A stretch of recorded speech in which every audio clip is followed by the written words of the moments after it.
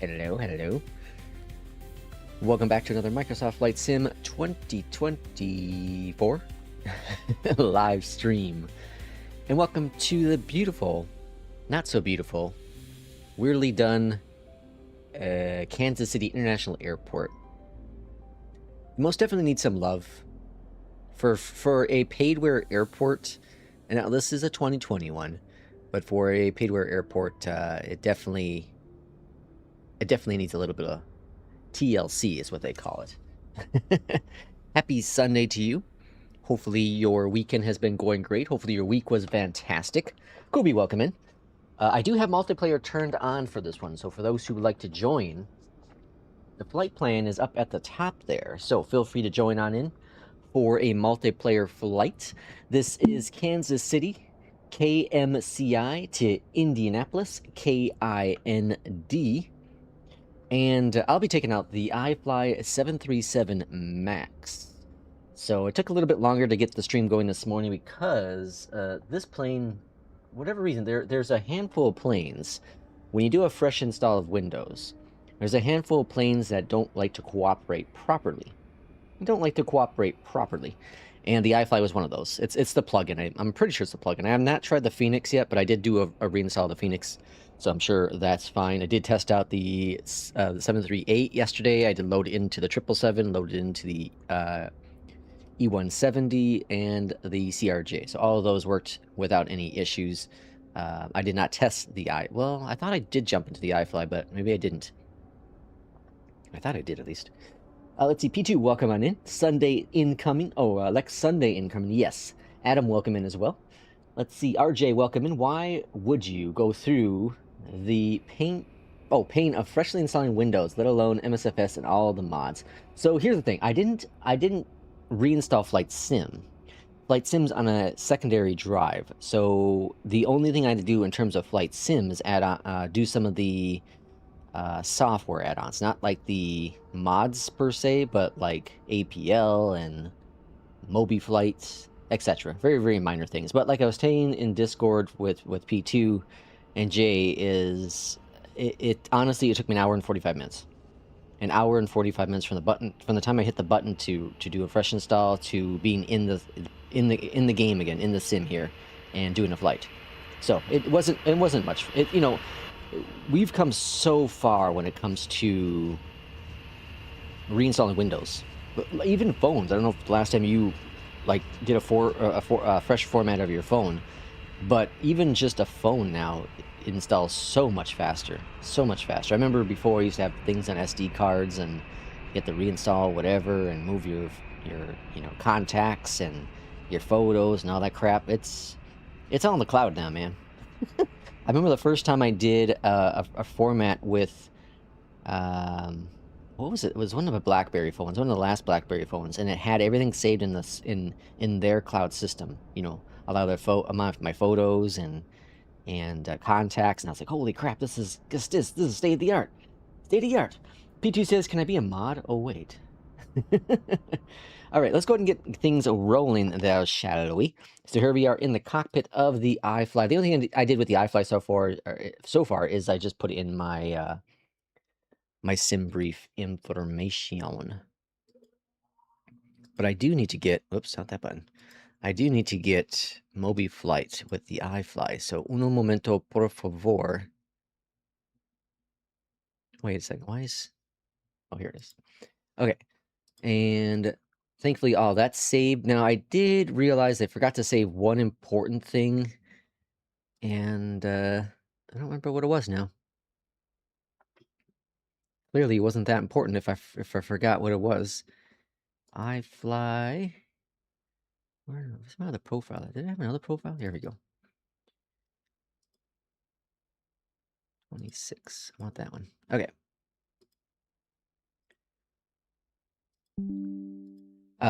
What did I forget to save? Oh, my first officer stuff. Barry, welcome in. I forgot to save my first officer stuff, so I had to redo all that jazz, which kind of sucks. But not the end of the world. Okay, so we have to go over here and nope, not that button. I'm gonna go over here and go back one. Yeah, we're gonna go ground support, connect this dude, go back up here to the top, turn on that.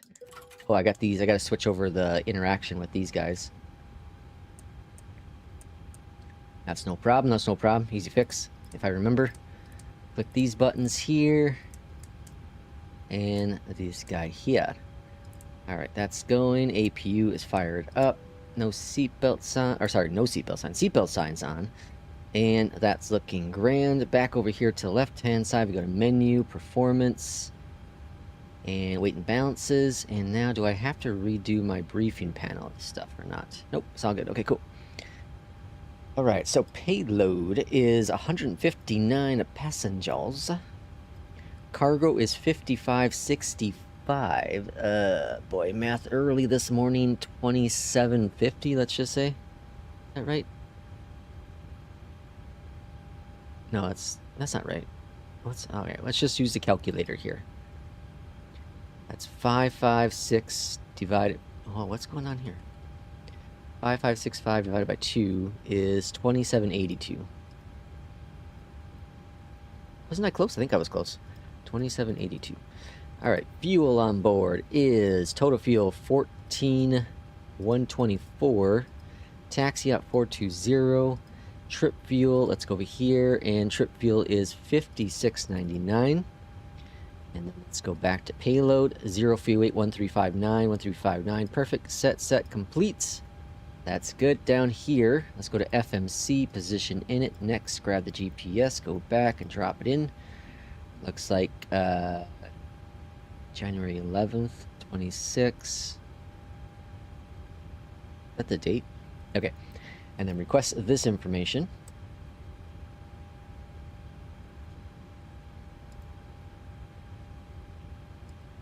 Ooh, I just got the pop-up for the iFly to give me a SimBrief, so that hopefully will work. I forgot about that too. Perfect, looking good so far. Loading that in. Old age hitting hard, eh? Eh? What the heck? Yeah, it was a first officer. I knew I was going to do it too, and I forgot. Or I should say I knew I was supposed to do it, but I forgot. Frequencies over to clearance. Clearance. Hello from FedEx 1613. We are ready for iFly clearance to Indianapolis. Yes, we are flying FedEx today. I'm expecting runway 1 right. We'll see what happens. 1613. Clearance. Clear to Indianapolis. Lakes 5 departure. Spinner transition. Then is filed. Then is filed. Maintain 5,000. Departure frequency. If there's any sounds that are kind of lower than normal, just let me know. If Beyondatc is like super low, because that's very well a possibility. 19 left to change the runway. Clear to Indianapolis. Lakes 5 departure. Spinner transition. Then as filed. Maintain 5,000. Departure frequency 1. Alright, 19 left in the box. And FedEx. What are we? 1613. Pop that there. Activate, execute. FedEx 1613. And then 0 fuel weights there. 6.7 on the reserves. Ground 121.8. Cruising is 310 ready for pushback or engine at start. 65. 1613. And then -3 for the temp. Jesus, it's cold outside. Alright, performance. Let's go over here and we're going to go to copy this jazz. Flaps 5, AC on, anti-ice off. And that's 47. Perfect. And then flaps are 5, CGs, and V speeds. Alright, departure. We're doing the Lakes 5 departure. Oh, Lakes 4. Okay, so my Navigraph data is not updated. Okay, hopefully that's not a problem. And then we're going to go over here. Indianapolis, runway 23 right. Oh, because I deleted the WASM folder. Yeah, that's why. Alright, cool. I forgot I deleted the WASM folder for this plane. What is going on? FrameGen just keeps dropping off. Well, there it's back. Okay. Stupid thing. Kubi says they have a good flight. Thank you, Kubi. Up here at the top, let's go APU. Fuel pumps, yaw damper, hydraulic pumps. Good. Back on the left-hand side, menu, system page, disco, set. Ground, FedEx 1613, ready for pushback and engine start. It's weird it's not saying, like, FedEx 1613, Kansas City. Pushback approved. Face west. We're going to be facing the west. Pushback and engine Are you start sure approved. about that? Face west. FedEx 1613. West is the wrong way. I'm gonna go west, but I don't think you want to go west. All right, release that. Release the parking brake. Push back commencing. Here we go. Let's go ahead and get the APU bleed on, and oh, wrong way. Engine number 2 firing up. Rotation's looking good.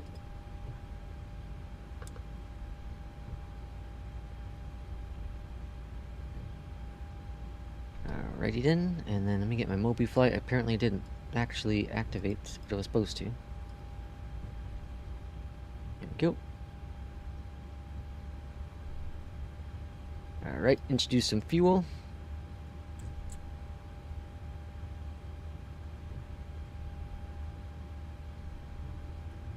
That's weird.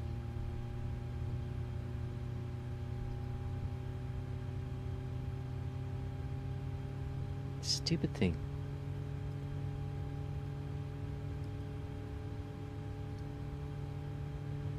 Holy cow, what is going on here? Alright, now we're back to normal, I think. Alright, engine number 2 is coming up. Like, Windows, like, locked up for a second. Alright, so that's doing this thing. What was I trying to do? Oh, Mobiflight, okay.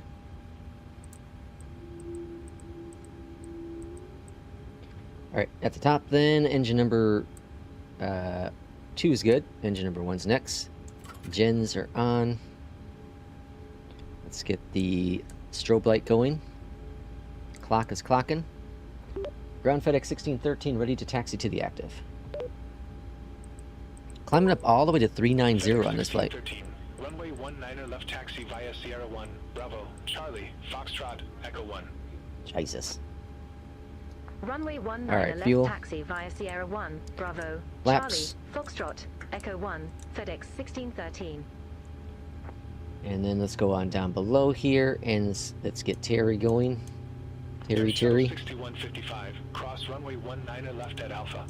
Continue taxi via Charlie, Charlie 1.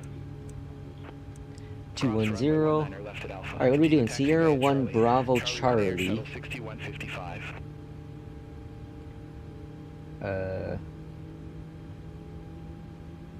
Bravo Charlie. Okay, so taking the outsides. Okay. We should have been facing east. I don't know why I wanted west, but... Alright, up here then, let's go to both. Continuous. That's on. That's off. That's on. Auto. APU is off. And everything else looks grand. Let's go. Taxi lights on. Let's go taxi on out, shall we? So we're taking Sierra 1, although let's see, what does it say on the bottom on the floor? Can't see because it's so freaking blurry. Alright, Sierra 1, I'm guessing that's what that is. Why is a taxi, why is the, what's it called? The ground stuff so blurry at this airport. Now, I don't have auto FPS installed currently. I don't have NewSky installed, and I don't have, what's the other thing I use often? First Officer. So I don't have any of those 3 things installed. I'm not saying any of those three things are culprits of any issues. I just don't have them currently installed. I am going to do everything slowly. So I'm going to see how this flight goes, and then I'll, you know, throw on something else. Auto FPS, I'm pretty sure it'll be coming on pretty quickly, because I do know it helps a lot. The default dynamic setting does work pretty decently in terms of trying to balance out FPS. The problem with it is that it's a little too aggressive, I feel. So like last night, I didn't realize it was on last night when I did a flight, and it was dropping my LOD down to just some awful numbers, to where even at night it looked like crap. It looked kind of like a FSX for a little bit, you know, at least in the distance. And I was like, but I don't want that. So I'll definitely get auto FPS back on. But again, I'm going to, you know, do a piece of software, do a couple flights, do a piece of software, do a couple flights, kind of see how things roll with that. Because I honestly don't know what the main culprit was of what was causing Beyondatc and traffic to be just so rough. I don't know. Really bugged me though. I actually want to install APL Chapter 2 after 2 years away. Really, Barry. I took off, what was it? I took off about 6 months or so from APL. That's when I was back with SI and I was doing On-Air. I got convinced to try On-Air. And On-Air is cool. I liked it. I had fun. I'm not saying any of it was a disappointment or a waste. It was cool. But I'm more airliner, and On-Air I feels more ideal towards... Oh, I was like, what the hell is that? More ideal towards like GA stuff. Obviously, yeah, you can do airliner stuff, but I feel like I was using On-Air wrong. If there's a wrong way to use a piece of software, I feel like I was doing it wrong. Because I mostly was using... what's it called? The... I don't remember the name of it, the correct name of it, like the airport ops things, the airline ops. That's what I was using. And again, I'm not saying anything. What I was doing is wrong. What I'm saying is that I was not doing what I think most people. I don't think I was doing what the developers are intending people to do with On-Air.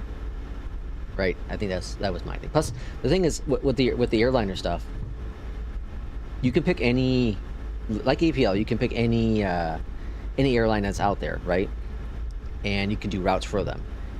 But you have to fly only that plane for those routes. And that was a killer for me, especially coming from APL, where APL is I can do any plane I want to. I don't have to do just, you know, if I sign on for 4 flights, I don't just have to do, you know, the FENIX. I could do any plane I want. And for example, this is a FedEx route, and FedEx obviously does not fly the MAX, but I want to fly the MAX, and I want to fly this route. So I'm flying the MAX as FedEx in APL. Obviously, I can change the call sign with SimBrief and make it do whatever I want with Beyondatc, but, you know, it works out. We're doing cargo. We're doing a Flylex plane. It's working out just fine. You were definitely using it wrong. The downside of On-Air is subscription pricing. Well, the pricing is really good, though. The pricing is really, really good. Frontier Flight 3376, cross runway 2. I always felt like, because it's like, what, $30 or something like that for 6 months? The pricing is reasonable. Super, super reasonable. Compared to, like, World of Warcraft, which is, what, 15 bucks a month? I don't remember. Compared to, like, something like that, On-Air is a steal. You can get, you know, whatever, 6 months of subscription. Maybe it's not 30 bucks. It's a little bit more than that, probably 60 bucks. I don't know, whatever it is. Anyways, you can get more. It's definitely a lot cheaper than like World of Warcraft or any other what's it called, massive multiplayer online game, MMO. Any cheaper than that. It's cheaper than like Xbox Live and PlayStation Plus and all that. Well, I know you get free games for that, so it's not the same, but or Nintendo Online, right? It's cheaper than that still, I think. 128.2, FedEx 1613. I think at least. Tower, FedEx 1613, holding short, runway 19 left, ready to go. We are ready to go. Alright, landing lights on. Tower, wind 260 at 5. RNAV to Bluesy. Runway 19 left. RNAV to Bluesy. Takeoff. Runway 19 left, RNAV to Bluesy, cleared for takeoff. FedEx I'm 1613. probably going to get yelled at from Beyondatc. Because I don't think Bluesy's programmed. I don't think it's programmed. Alright, we're just going to turn our heading over there. Alright, there's a plane there. Is that... Oh, that's Midlife. Welcome, Midlife. Alright, throttle going up. And multiplayer still cutting out, huh? That's lovely. Oh, only Midlife. I see Knights over on the left still. Okay. Alright, here we go. I think I'm going to uninstall this airport. There hasn't been any updates to it. For paid-wear airport, it's not great. Actually, is this free? This might be a free... I don't think about it. This might be a free upgrade. Might be a free airport. FlightSim.to. A little breezy up here. Pause, ready to climb. Gear up.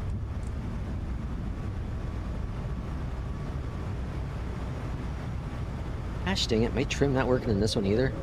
I gotta figure out my trim. Something's wrong with my trim. We'll figure it out here in a second. Alright, let's go to heading, vertical speed. FedEx 1613. Contact Kansas City departure. Laps. Contact Kansas City departure. FedEx 1613. RTO is turned off. Kansas City departure. FedEx 1613. That's not working either. 2500. Some things, some weird things just didn't save properly. Radar contact. Climb maintain flight level 190. 190. Climb maintain flight level 190. FedEx 1613.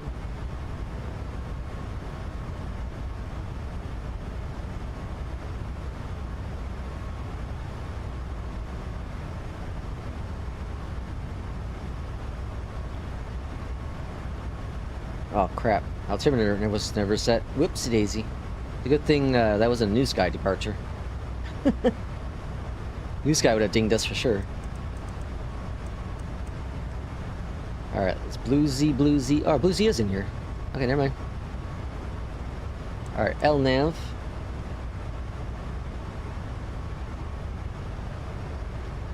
Keep trying to trim, but trim's not working.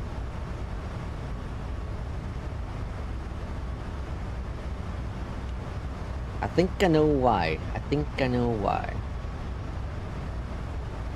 That's working. Alright, let's go into here. Let's go to controls real quick. Thought I fixed this yesterday, but I guess not. Let's see. This guy here. Trim.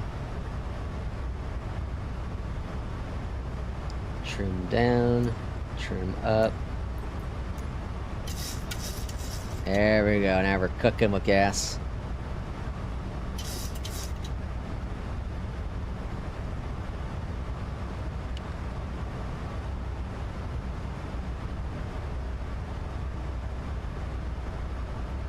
Alright, almost at 10,000 feet. We're going to go ahead and get those landing lights off in just a second. There they go. They're off. Bring down that nose a little bit. And autopilot's on. That was a pretty solid departure in the Fly Lex livery. Let's see, when you start, you can get a loan to start directly into airlines, but yeah, you then build up money to buy different planes. Obviously now, I now have a fleet of AI pilots smacking money so I can buy any plane. $22 for 6 months or $72 for 24 months. Yeah, that's really good pricing. Really, really good pricing, there's no doubt about that. It's a bit loud. Really, really good pricing. But okay, so RJ, so obviously, like with NewSky, you have to depart from the airport you landed at, right? I know when you have money, you can move and all that jazz. Look at that, it's gorgeous looking. But like, okay, so let's say my first flight, I'm just pretending. Let's say my first flight was Orlando to Tampa, right? And I got a loan out and I got the 738, okay? Orlando to Tampa. Then I have to fly out of Tampa for the next flight, correct? I can't just like hop over somewhere else, you know, to San Francisco, right? I have to go from Tampa.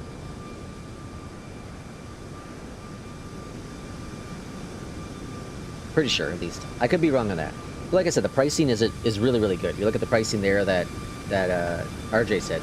Correct, then you need to depart from Tampa. Yeah, and see, that's the thing I don't like as well. I think, like, I get it. I totally get it. But it's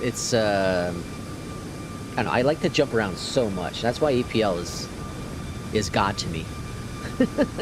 It really is. Man, Sim is gorgeous.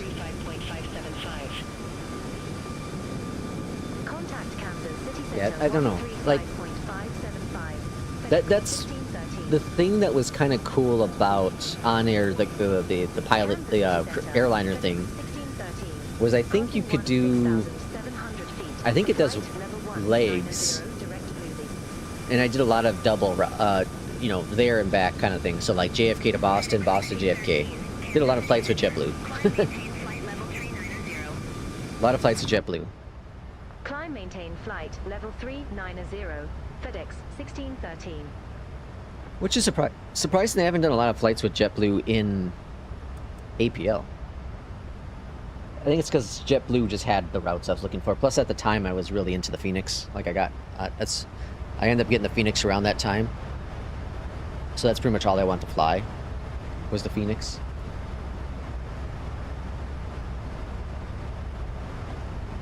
So J. Russ was asking me, are there any guides or videos to help with reformatting Windows? And are there? Probably. Do I know of any? No. FrameGen just keeps on dying. I don't understand. I'm testing out another thing, which is not disabling rebar for Flight Sim 2024. And I think it might be just getting close to the VRAM, and that's why FrameGen keeps killing out. I think that's what's going on. But anyways, I'm sure there's plenty of guides out there that can show you how to reformat Windows, right? But the thing is, every system, everyone's system is going to be a little bit different in terms of what you're trying to back up and whatnot. So like for me, I've been thinking about doing this for a while. I thought about doing it last weekend. I thought about doing it on Monday and Wednesday, etc. Right? I've been thinking about doing it for a while. I didn't want to. So what I ended up doing was I ended up backing up a lot of things at that time. Which I should have done is backed up freaking First Officer back then, but I didn't. So now I got to rebuild all that. See, this would be cool if they can add like cloud server to First Officer would be great. But anyways, so morning mustard. Let's see. Nemesis says, "See, that is where I could not get into it." Like, hold on, what's it now? See, that is where I could not get into it. I like doing aerial flights. I could not be set to structured flights. Yeah, that's my thing as well. Morning to you as well. So, I think it was Sunday or Mondays when I started backing up things. So I end up backing up my Stream Deck stuff, which is really cool because a lot of the stuff now is all through the marketplace in terms of additional add-ons I have with Stream Deck. Okay, so like OBS plugins, the audio plugin I use, the flight tracker software, all that stuff is cool because like once you install Stream Deck and you bring in your profiles back in, it's like, hey, I found this. Do you want me to download it? Yeah, of course. And then bam, it's good to go. That's a cool feature. They didn't have that a couple years ago when I first got a Stream Deck. They didn't have a lot of those features. OBS, you just save the OBS Studio folder and drop it back in when you install OBS, and good to go. Like I virtually had nothing to reinstall with OBS other than OBS itself, which is fantastic. APL is all cloud-based, so you just download it, good to go, right? Beyondatc, again, all cloud-based, so download it, good to go. There really was nothing that was super complex. Now, here's one issue I ran into, which is I thought I solved this. I had downloaded a lot of fonts to use for videos, you know, here on the channel or Photoshop, whatever it be. And based on what I was reading, I saved my fonts folder and I dropped it back in. Well, that doesn't work. That did not work. So I don't have any of my fonts I saved, which sucks. Like now I gotta go. What really sucks is that you gotta go hunt down those fonts again, and you don't know it until you launch up the save file for whatever that font's in, right? Then it's like, hey, we got a discrepancy. What do you want me to do about it? Well, hell, I go find a font now. So that kind of sucks, but that's not the end of the world. That takes a few minutes. It's not like awful, but I was trying to find ways around that. I did save all my presets for like Adobe Premiere, which is cool. And I'm trying to think of anything else I did that was unique. Mobiflight, I have all the profiles saved already on an external, not external drive, but an old school drive, an old spinny disk. So like a lot of things I just already have on a drive. Same with Flight Sim. Flight Sim is already on the drive. It's just there are some add-ons that require activation, that require external program to run, like iFly, right? that you have to reinstall it. So what I recommend is this. If you ever do like a reinstall like this of Flight Sim, and you have Flight Sim on a separate drive, go into that folder, the community folder for Flight Sim, and just delete the iFly, delete the FENIX, right? And just let it reinstall. Just download the iFly manager and reinstall it, right? Do you pay subscription? No. I have the old school version where there was no subscription. I'm not paying for a subscription for that. That's crazy. No. If that was the case, I would have gone over to DaVinci or something. DaVinci is supposed to be just as good as Premiere, but I like Premiere. I know it enough, and I got it years ago. I mean, I'm running an old version of it, a really old version. Which, if there was a way to buy it flat out and wasn't $600, I would buy it. But I'm not paying a monthly subscription for Photoshop and Illustrator and Lightroom and all that jazz. Like, I'll use the versions I bought years ago. I got it so I don't think they do it much nowadays, but I work at FedEx, and FedEx, we get little perks here and there, right? And one of the perks they used to offer, again, I don't know if they still do, is that you every year, this was supposed to be meant for students, but every year you could log into a page they launched up and get a massive discount key code for like Office and Photoshop and stuff like that, right? Things that FedEx has partnered with, right? And is only for employees. And they only have a handful of them. There's 50 to 100 of them, so you had first come first serve thing. So one year I went in there and logged in, and I got my discounts, and it was like 90% discount. So I paid like $25 for Photoshop and Premiere and Illustrator and whatnot, right? It was a steal. Posted some on AirPix. What'd you post on AirPix? Posted some pictures, so you can see what you can expect. Oh, with On Air? Let's take a look, shall we? Let's take a look.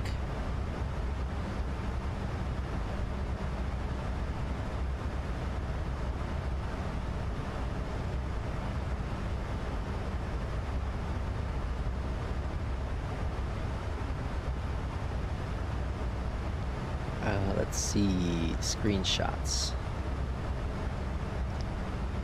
Oh, I gotta fix that. Hold on, it's broken. Un momento, por favor. And where? Look, wrong button. Property. Oh, that's not what I want. There we go. And primary. There we go. Okay.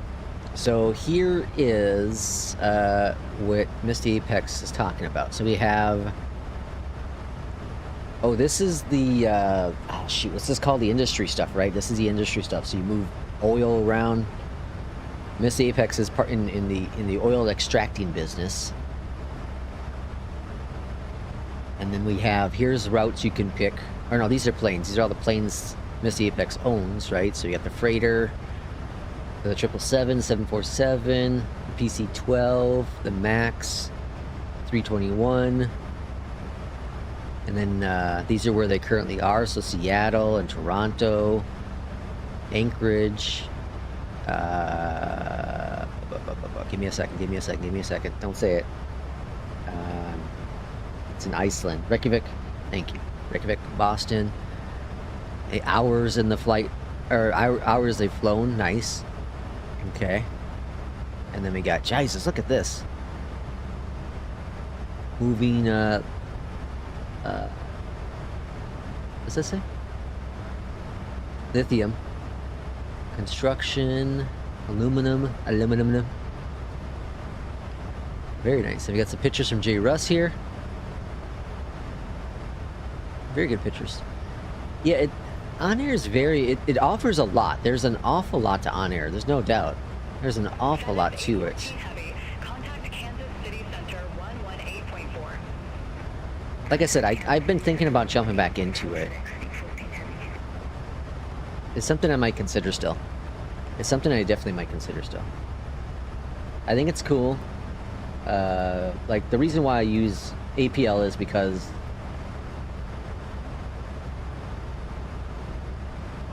what's it called? it gives me a purpose, right? It gives me a purpose to go fly.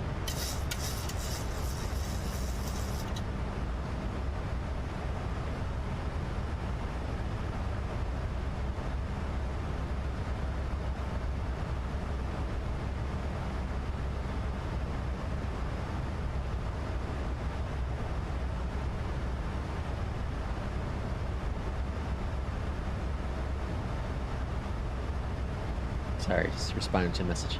Okay, and okay, that's all looking good. Well, but what else we got going in here, chat? See what you can do. Okay, yep. So yeah, like again, on air. Let's pull up on here on the web on the screen here. On air.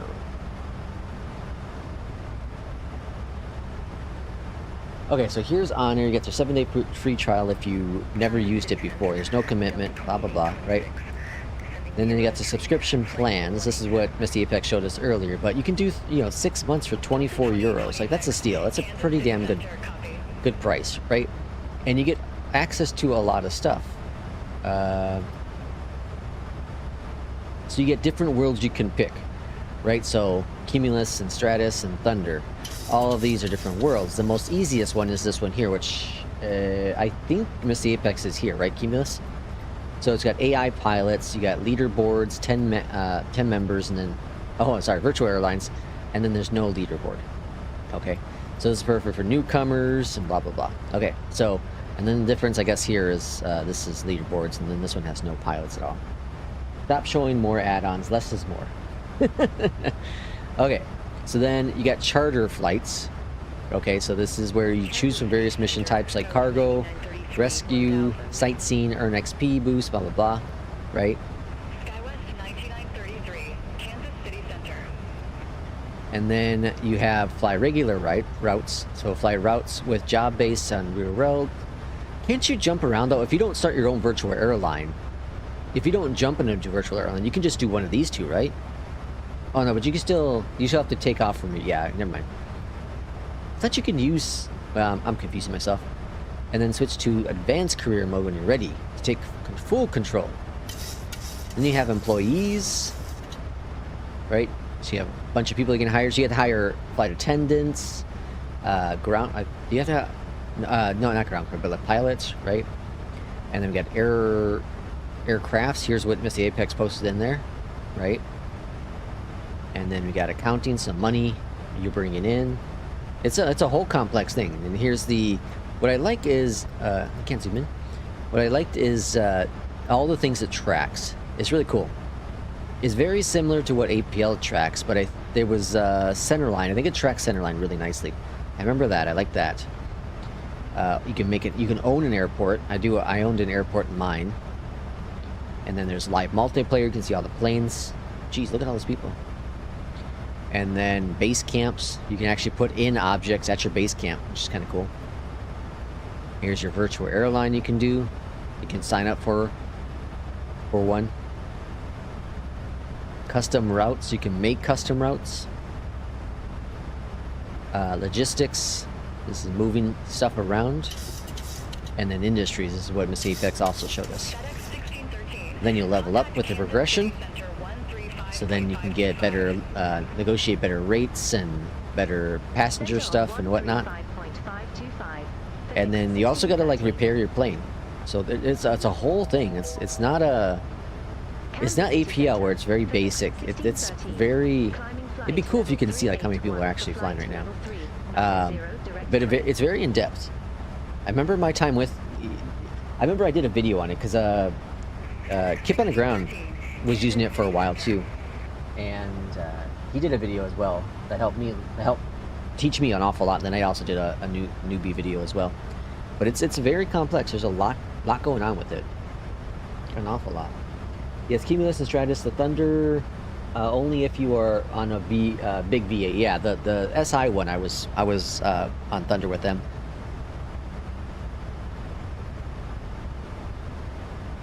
By the way, you can make freelance routes. You can make freelance routes to your heart's desire or heart's content. Fly from anywhere, or fly anywhere. But the pay sucks. But then you can use AI pilots to make your money and do free flights. Bears won last night. That was a nail biter. Yeah, the Bears fought against the Packers, and if you follow football at all, you know that's a big rivalry in the Midwest. I, being from the Chicagoland area, of course, had to pick the Bears. I don't really watch NFL though. I haven't watched NFL in decades. Never used to watch NFL, like, to be honest. I watched back when San Francisco 49ers used to be a big I don't know if they're good anymore. Didn't they move? Aren't they something else now? But the 49ers, yeah, I've always been anti-Packers, though. Always been anti-Packers. I don't know why. No reason. Just anti-Packers.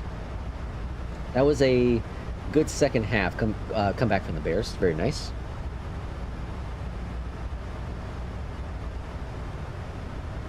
What's weird to me... Okay, so it's the Chicago Bears, right? Now, of course, I live in the Chicagoland area, in the suburb of Chicago. And what's crazy to me is there's this feud going on of the Bears looking to relocate. So they were talking about going to Arlington Heights. The question is, would they be still considered the Chicago Bears? Would they be called the Chicago Bears? Or would they be called the Arlington Heights Bears, which is weird. Right? So I thought that was kind of a weird thing. And then they're like threats of going to Indiana. Doesn't Indiana already have the Colts, right? They're gonna have 2 teams. That's crazy. They're gonna stay in Illinois for sure. I bet money on it. Someone's eventually gonna cave. Like, there is so much money involved. Like, can you imagine Chicago not having an NFL team? Right? That's like saying LA doesn't have something, right? Chicago has to have one of everything at least. They got 2. They got 2 baseball teams, 1 basketball team, 1 hockey team, 1 MLS team, and 1 NFL team, right? Like, Chicago has all the sports. So yeah, they'll be in the Chicagoland area still. It's just a question of where they're going to move to. And Soldier Field is like an iconic stadium. I don't understand that. Like, I don't understand. I don't know why they're fighting so much to get out of the Chicago Stadium. I mean the Chicago Stadium, right? No, what's it called? Soldier Field. I'm not sure why they're trying to get out of Soldier Field so bad. Soldier Field is a beautiful place. I know it's run down, it's old, right? It's an old freaking stadium. But I don't know. I'm not sure. I don't follow enough to know what's going on with that. It's just wild. I saw both wildcard games yesterday. 5 years since I followed NFL. Really? The Atlanta Braves play in Samna. What is it? Samnia? What they're called, Atlanta Braves? Samnia? Is that a name? Did you misspell that? Is that an actual name? Semaima? Your hockey teams are full of Canadians anyway, so that never counts. This is very true. Hey, P2, by the way, my wife and I were talking yesterday, and it will make your little heart happy. It's not a high probability. But she said if, like, things got really bad here in the U.S., that she would want to move to Canada. Like, I don't know how serious she is, but, you know, we were talking yesterday. It's kind of one of those conversation things, and so there's a possibility. So we left it up to 2 things. Or, well, left it up to 3 places we'd be willing to move to. And this it has to be pretty bad for us to even consider this, right? You know, the economy in the U.S. and whatnot. But so when we first thought about moving out of Minnesota, we had our little places we were looking at going to, and high on the list was the state of Washington. And we didn't go there because of the cost of living. It was crazy high. When I was looking there, rent was like $2,500 at the time. Rent now is that kind of price here in Illinois, but back then it wasn't. Right? So rent's gone up, you know, whatever, $1,000. It's crazy. And then we were also looking at like Pennsylvania and stuff like that. Okay, so Washington we were talking about yesterday that could be a place somewhere. And here's the crazy part. We both don't like California. But, like, we don't want to live there. We don't like the climate of California. But we were talking about that as being a possibility. I know cost of living up there is crazy as well, you know, but we're kind of more turned off against that because not only do you have hurricanes, but you have tsunamis, you have the droughts, you have just enormous, crazy amount of people, and then again, the cost of living is crazy expensive. So California was also on the list somewhere. We don't know where. It'd be neighbors with Kip or something. And then we were Canada. Now Canada obviously would be a lot more work because we'd have to get work permits and all that jazz. And she works at Aldi, and my understanding there's no Aldi in Canada. The division I work at FedEx, there isn't one up there in Canada anymore. So I'd have to transfer to another opco at FedEx in Canada. So there'd be a whole bunch of, thing going on there. But let's see, it says, tell her I said she is always welcome home. It's a given that things have hit a shitter down there. Yeah. Let's see, the Minneapolis thing is wild. And let's see, law enforcement's burning Americans. It's painful. Yeah, RJ, it's terrible. It's, and I try not to talk about the politics stuff on the stream because, I don't want to, we're here for flight simming. But in situations like this, I feel what we can say is things that we shouldn't say. Okay? There are things that, as a leaders of country, in terms of the vice president, a situation like this is under investigation. Okay? It's under investigation. It should be under investigation by both the state of Minnesota and, the federal officials. It should be an investigation on both sides, right? It's not, because, whatever, politics. But you as the supposed to be the leaders of the free world should not be coming up with conclusions before any investigation's even done.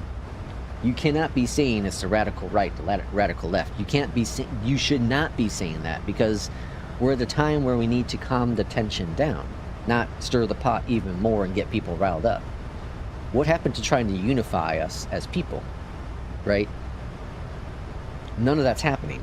The more, when these things happen, when the Charlie Kirk thing happened, there were people on the far left who were, going out of control. There were people on the far right who were going out of control. Before anything was even out yet, we need to just chillax. Take it easy, let the investigation unfold, and then once we have the information, then we can say it based on fact. We have that information, not say things because we can say things, and that's the problem with social media. But people in these high offices should be held at a higher accountability level of just keeping their damn mouths shut. Right? You're going to see it one of these days. It may not be this administration, it may not be the next, but it's going to be some administration that's going to be like, I was outside sitting on the White House lawn and I saw a UFO flying over. You're going to see it eventually, because these people are crazy. Why are we not holding these people in office at a higher standard of being responsible and just shutting the hell up until facts are out? Right? There's just too much to say whatever the hell you want. That is the problem right now. That is the biggest problem right now. I was talking at work, and the thing is, I remember when I was younger and I could turn on TV. I could turn on the news. It did not matter what station it was. Fox News, CNN, MSNBC, CBS. It did not matter what station I turned on. The news was to provide you with the facts of what was going on, not try to tell you, not trying to sway you in a direction, right? The problem is now all these outlets are swaying you in a different direction, right? Obviously, we know there are certain media outlets that are going full right, some are going full left. There are very few. NPR may be the closest, but NPR even still, you can say, is swaying in one direction a little bit more. Not saying they're full over there, but they're swaying over there for their own reasons. I just miss the days where you can just turn on media, the news, and get the information, and not be put in a direction where you're supposed to believe what's going on. You're supposed to come up with that conclusion yourself based on the facts that are available. Ontario is similar to Cali. Let's see. You can both always say screw it and start over. Most immigrants do so. I got 11 years of FedEx. I don't want to start over. I don't know what I would do if I left FedEx, honestly. I really do. I like what the company stands for. They've done really well for me. 11 years worth of work. I don't think there's a lot of companies that would have done everything that they've done for me, right? And it's because of it's not them individually doing anything. It's because of the benefits they offer to me, right? I had a year plus off from work, and I still have a job. You know what I mean? Like a lot of companies, if you take off a couple months, you're out, right? I know a lot of it's covered under FMLA here in the U.S., but at one point it wasn't anymore. I was past the time, and they still had a job secured for me. Came back. I was able to demote because of health issues and have the max pay still in the new position, right? So like there are so many things that have been done for me to keep me at a job, to keep me happy, to help me as I recovered, right? So many things. So like I can give FedEx a lot of prop for a lot of great things. They also have some things to work on, but I think they're a great company to work for, and I like to continue working for them as long as I have that desire, you know, as long as they continue doing what they're doing. I worked at another company for a decade, and I loved it. It was fantastic until I started noticing they stopped caring about the employees as much. They started caring more about the dollars and not the people. And the moment that happened is the moment where I was like, I gotta get the hell out of here, because I no longer follow the beliefs that they follow in. I follow in the beliefs of it's the people that power the company, not the money that powers the company. And FedEx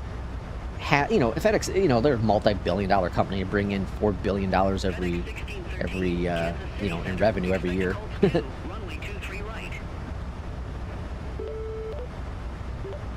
We'll expect Colts 2, runway 23 right, FedEx 1613. Okay, Colts 23 right.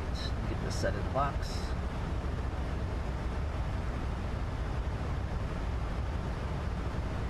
Let's see, we have two, we have a 2-time head of Central Banks in 2 countries as our leader, and we are good hands here.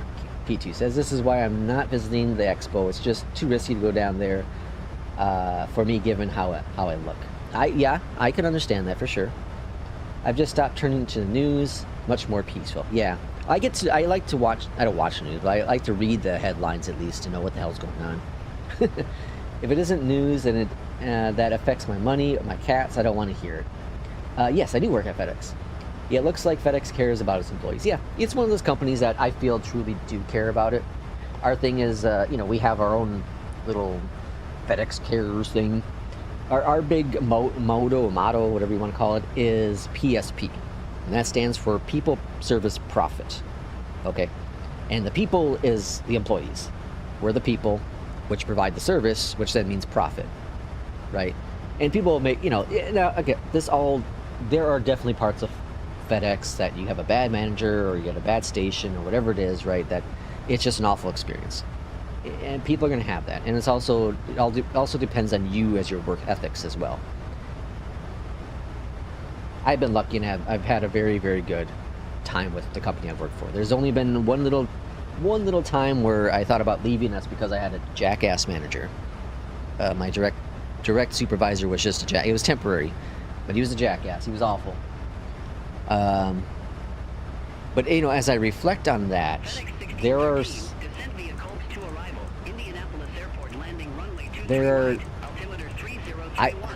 it's one of those things where at the time I was so frustrated with him because I felt like he was over aggressive. I felt like he was picking on me or discriminating, right? And then you go back and you reflect on it and you're like, well, he may not have been. He may not have been. And actually, it might have been a reason. He might have done things because he was trying to build me into a better leader. I just think he was doing the wrong way. I think he was doing the wrong way. That's not what, as a person who's been in management, I'm not right now, but who's, I've been in leadership for over 20 years in my working life, over 20 years, and I would never treat anyone the way he treated me and his other subordinates. There's no way in hell. It's crazy. But again, it did help me in some aspects. It did teach me some things that were beneficial. It's just his leadership tactics is a little bit weird. a little aggressive. But, you know, here's the thing. You know, we talked about HR in the past, and HR is there to defend the company. Well, in the situation with this individual, like, I feel he had a talking to, because I ended up talking to HR about him. And I do feel he had a talking to, because things changed, and I got phone calls from other managers at the time telling me, like, calling me and thanking me. I'm like, well, thank you for what? He's like, oh, did you talk to HR? I'm like, no, I didn't. What are you talking about? So, I lied. But they knew how frustrated I was with this guy, that they must have figured that I did. Because he changed. So, like, it worked out. Because HR must have had a conversation, or someone had a conversation with maybe his direct manager, which apparently likes me a lot. So, who knows, but HR can be beneficial, folks. Can be beneficial. There are other lines I could have taken to, at FedEx, which is cool. You know, if things didn't change or something, I could have... There are other ways to do things there. Again, that's why it's a great company to work for, because they don't tolerate harassment, right? They're not like your traditional HR. Like, I would say the traditional HR is probably your traditional HR. But as an enterprise, I don't think they tolerate it much at all. I think they're very big on the people.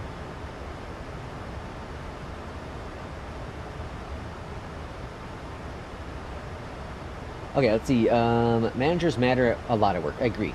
Jay says, welcome in, Jay. How'd you come up with the name Lex? If I'm not mistaken, that's not your real name. Maybe. How do you know, Lay? My name, it is Lex. They call me Lex, the Lex at work. Right? Come on now, Jay. Let's get with it. So Lex came from...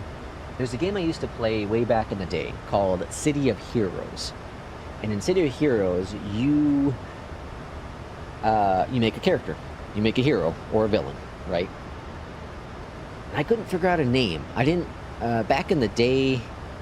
I don't know what I used back in the day, but anyways, I couldn't figure out a name to use. So what I ended up doing was combining two names. So I ended up, since it was a superhero game, I took Lex Luthor, right? So I took Lex from there, and then Stereo came from Mysterio, you know, so the Spider-Man villain. I combined those two villains to make a superhero, and I called them Lex Stereo.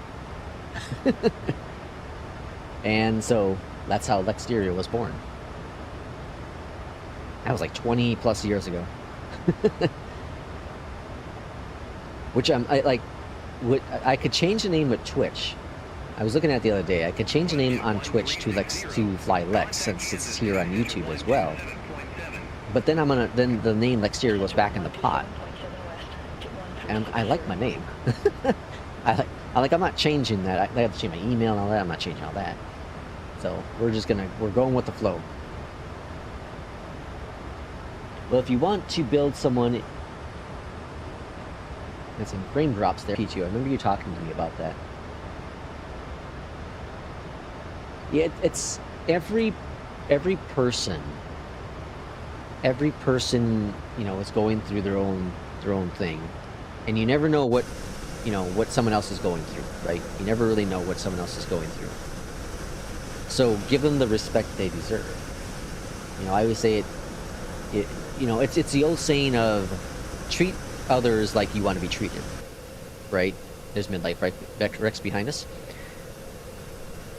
But people don't do that. People are so instant to be negative or angry or hurtful, right? They're not as open to being honest with one another, right? I don't know.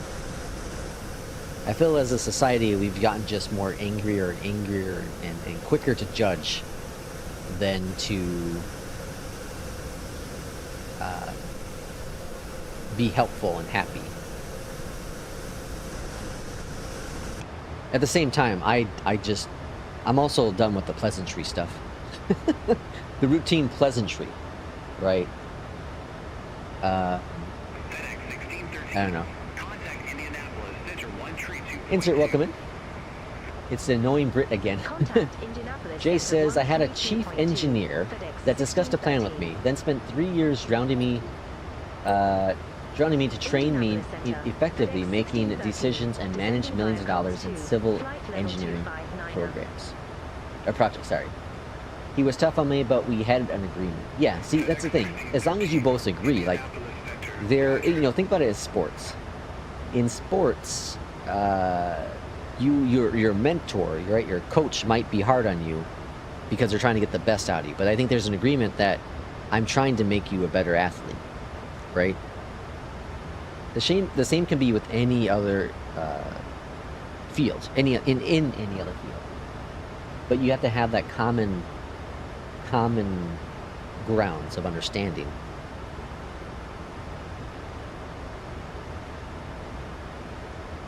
All Brits are annoying. Which one are you talking about? Oh, Jesus. Well, speaking of FedEx.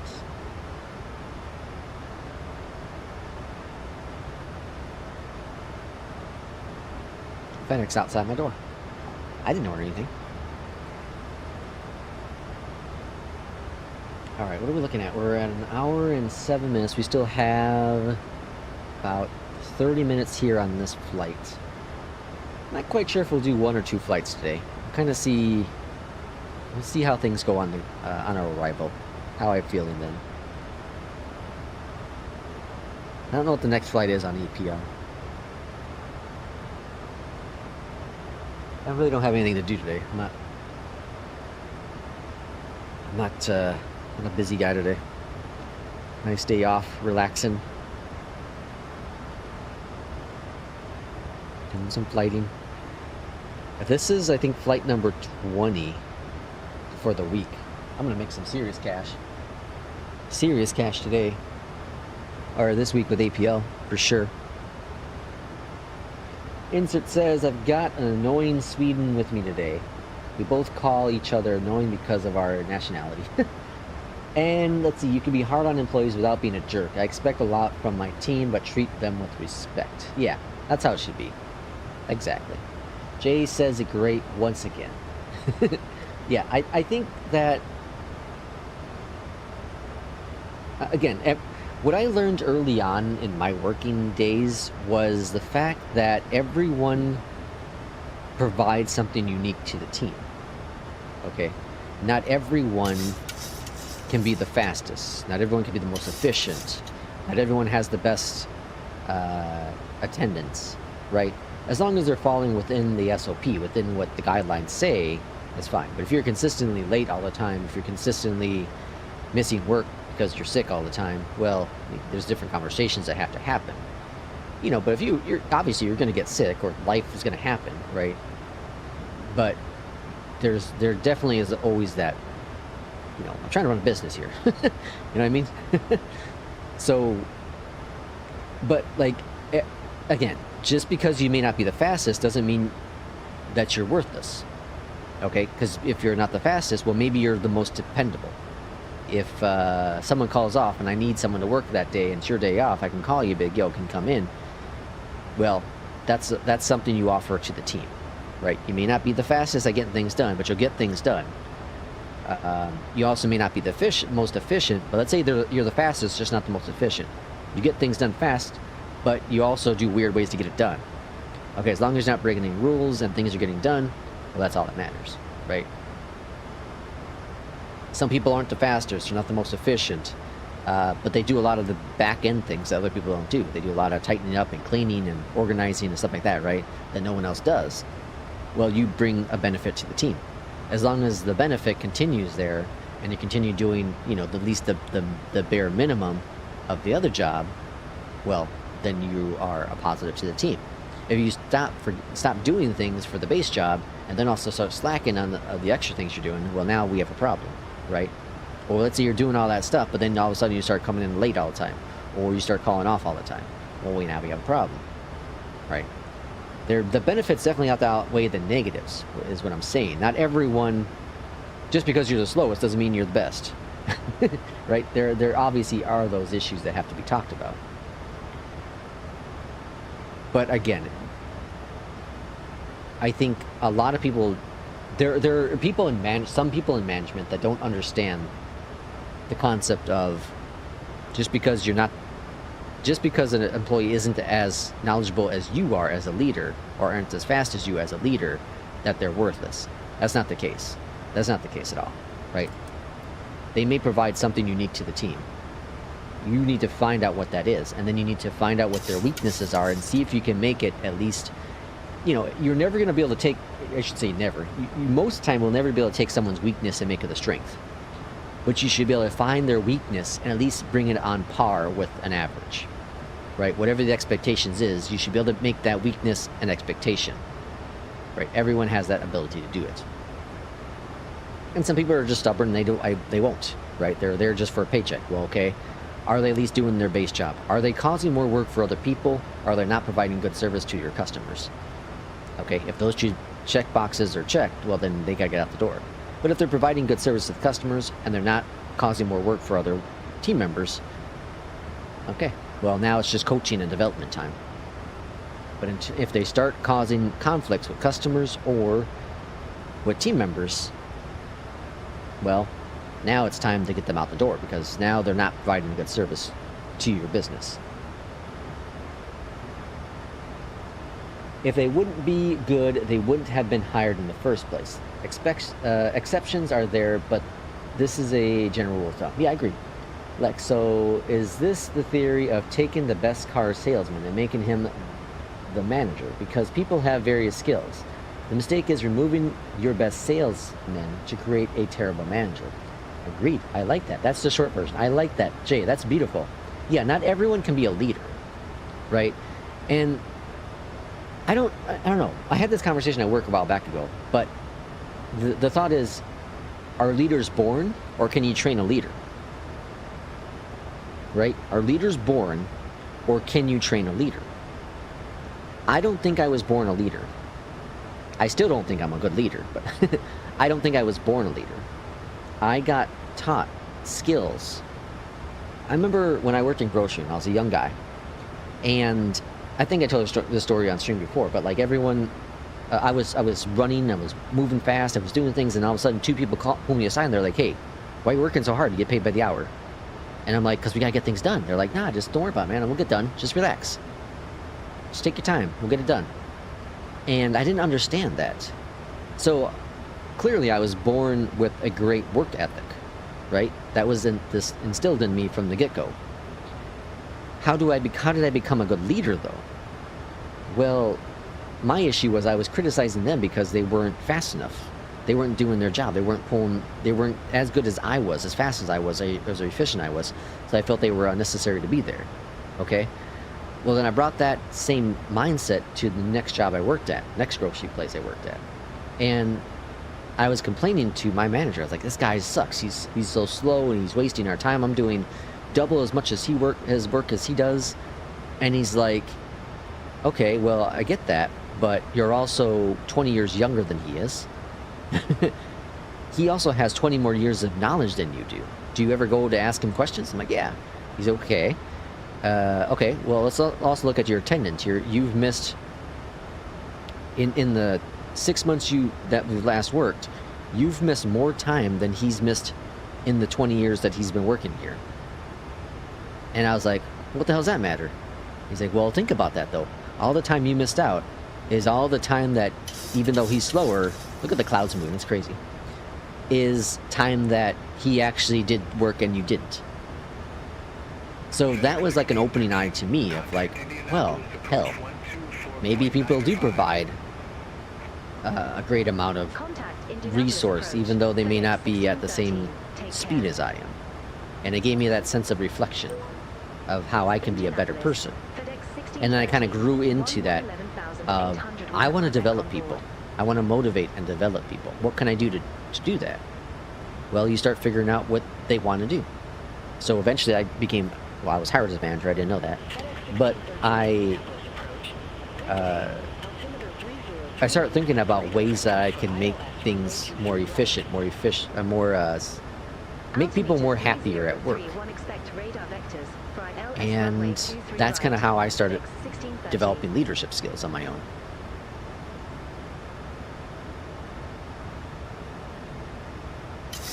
P2 says, I'm definitely not born a leader. I'm currently getting trained to be a leader, to be trained one. Okay, yeah.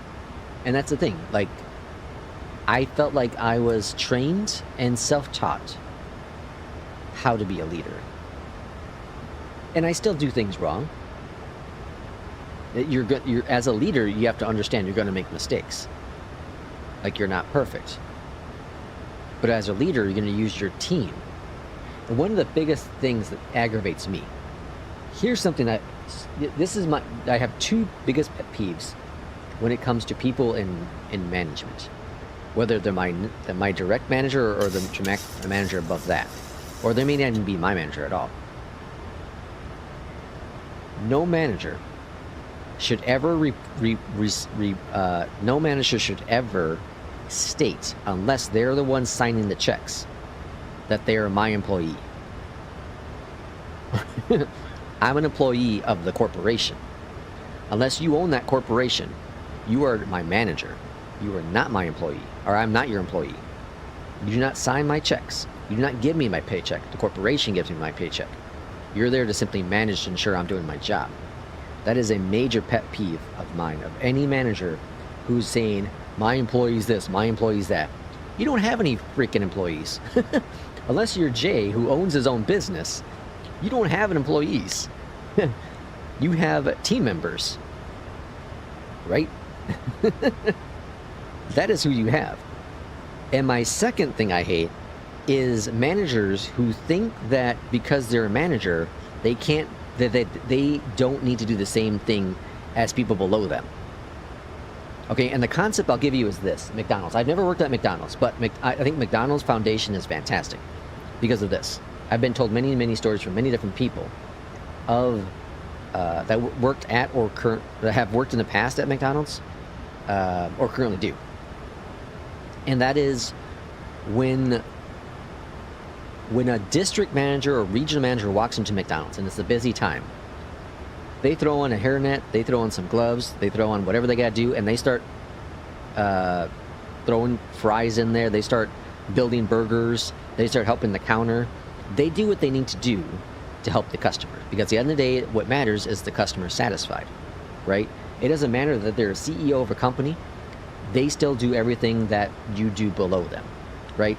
So if you need to go, get a broom and start cleaning the floors because the floors are a little dirty, you get a broom. I don't care if you're making $300,000. You do what you have to do to make sure that that business is run properly. And that's every mindset a manager should have. Is, let's say grocery. If you worked in grocery, let's say you're a store manager. If they need a cashier, you get your ass on a register and you cashier. If they need someone to clean up in aisle number 3, you clean up aisle number 3, right? Obviously, your job is to facilitate, but if you're there and you need to do it, you get it done, because that's why you're in a leadership role, is you're supposed to be doing everything that everyone else can do. Your name may not be the most knowledgeable in doing things, so if your job is into, in consulting, right, you may not be knowledgeable enough to consult with all the things that a company may offer. But you should be able to at least have the base knowledge to assist the customer, and then gather the information, and then point them in the direction they need to be pointed to. My current strategy is to keep my folks motivated and not overpromise anything, even promotions or raises. Exactly. Brandon says, it's just me. All right, just me, or did no SR22 turbos come with the classic Garmin? Yeah, I don't have no idea about that stuff. I own the company, and I don't have any employees. My rules, my shop. That's why I say my reportees, not employees. Yeah, reportees. I like that. Reportees. Yeah, because P2 knows they're not his employee. He doesn't pay them. I remember one of my managers one day. It was funny. I think this is how we end up getting respect for one another, even more so. But he said, one day he's like, it was really slow at where we were. And so we're just chit-chatting, right? Or no, was I I think I was just on like Google or I was searching for some stuff, and he's like, this is what I pay you for? I'm like, well, you don't pay me for jack. The company pays me. You don't pay me for anything. You manage me. And he's like, that's a good point. You know, and I think like it was that time where we ended up building a better relationship, even to this day. You know, he was my direct manager, and we still conversate. We just chatted last week, you know, and when I go back to visit in Minnesota, like, you know, we'll get together. But we built a great relationship because of the mutual respect for each other, right? I think that's important. That's the most important thing, is to have the mutual respect. FedEx 1613 leaves Zosar heading 055. I don't have to like you as a manager, but I should respect you. You don't have to like me as a team member, but you need to respect me, right? And that's what I like about FedEx. I feel like FedEx, you know, our leaders that come into the store, they'll, if we need help with whatever, they'll be, you know, they'll be willing to get out there and do their thing. I think my current anxiety struggles and crippling fear of unknown. I'll be good at enterpriseship. I've made my peace with being salaried for the rest of my life. I don't know if I'd ever want to go salaried again. I was salaried before, and I think my issue with salaried is the fact that, you know, I don't know. I think I'm too willing to put in time, too much time, being salaried. You know, being, oh, you don't think, okay. I like being paid hourly, because I know there's an off switch, you know, that 040, what the hell? That, you know, I shouldn't be getting overtime this week because we don't need to give overtime this week, right? Salary, when I was salaried, I felt like I was lucky because I had a great team. We had an incredible team. That's the other thing, that's the other thing I was going to say about the management stuff, is I never say I did this, I did that, right? I made sales happen like this. I made this customer happy. We did this together. We as a team helped this customer out. We as a team did, you know, it's always we. I remember when I did an interview for a promotion at FedEx, and the manager, this was the dick eventually that I end up being my direct manager for that little bit. So I did this interview, and he told me towards the end of it, he's like, okay, well, you keep saying we. I want to hear what you did. I said, I didn't do anything. We as a team accomplished all these goals. We as a team increased our sales. We as a team helped these customers. We as a team completed these metrics, right? We did this. I didn't do this. And he's like, yeah, but this interview is about you being promoted, not your team. I said, I understand that, but without the team, I wouldn't be here. And the same thing is when I end up transferring and going to a different location and moving here to Illinois. I remember the first time my direct manager came to the store, and she's like, wow, you did a really good job of cleaning the store. I said, no, I didn't. I said, we cleaned the store. We cleaned this area, right? It was always us. It was never me. I can only do so much. As a team, we got it done, though, right? As a team, we got things accomplished. All right, 138. All right, I think I gotta turn off the rebar because I think I am running out of RAM, or VRAM. All right, let's see. Flaps 5. I gotta start paying attention now for the arrival. Time to be quiet. Sterile cockpit time, folks. Sterile cockpit. Why is... For some reason, I don't know why my volume doesn't like to work. My volume knob. All right, flaps 10. Gear coming down. Speed down to 138. 23 right, cleared to land. On exit, we're going to exit to the left. Cleared to land. FedEx 1613. Our success, our failures, my contribution. Yeah, I love that. The team. It's always the team. Yeah, love that. Flaps 25. There's midlife Rex out there to distance.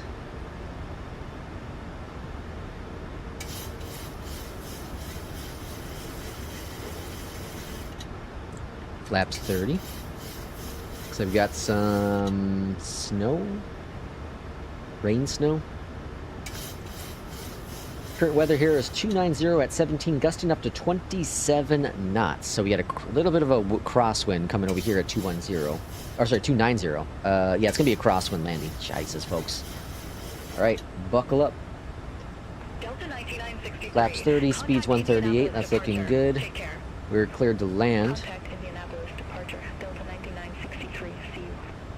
Still can't adjust my freaking volume for some reason.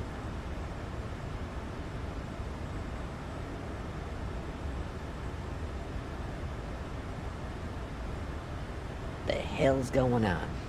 Alright. We'll see what the next flight is at APL. If it's a shorter flight, then I'll do it. If it's Runway 23 left. another longer one, then I'll just do the one flight today. Tomorrow, I don't know. I was hoping to stream tomorrow night with the MD-11, but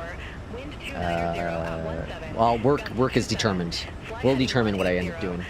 I really, really hope I can. But if not, then we'll try Tuesday. This week will be very similar to last week. Wednesday for sure stream. The rest of the days we'll kind of see what happens. Alright, we got a runway in sight. We see the crabbing. We're coming in at this crab right now.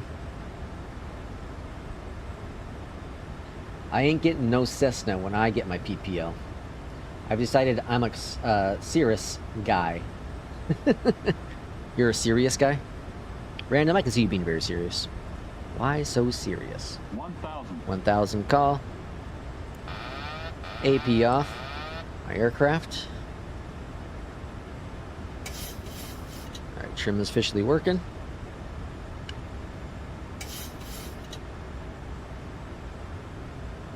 I lost the runway. I have the pappies at least. I lost the runway though. Jesus.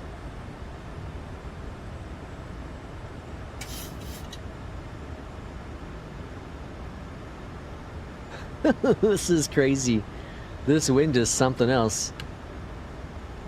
20 knot crosswind right now. Not a full cross, but pretty damn close. 290. We're landing runway 23. The 60-degree difference. Jesus. Isn't what you had P2 at your flight yesterday? You said you had some crazy wind. Delta 2952 heavy. Contact Alright, Indianapolis minimums. departure. Take care. Contact Indianapolis departure. Oh, hold on. 2952 heavy. Forgot to get spoilers armed. Alright, here we go. Glide slow. 100. Jesus, look at this crabbing. 50. Glide slow. 40. 30. 20. 10. Alright, straighten out. Straight out. Straight it out. Straight it out. There we go. Jesus. Reversers. Hot damn, that was a cool landing. Wow, the amount of rudder I'm giving it right now to stay straight. Holy smokes. Jesus. Alright, that's cool. I call that a successful landing. There's midlife out there.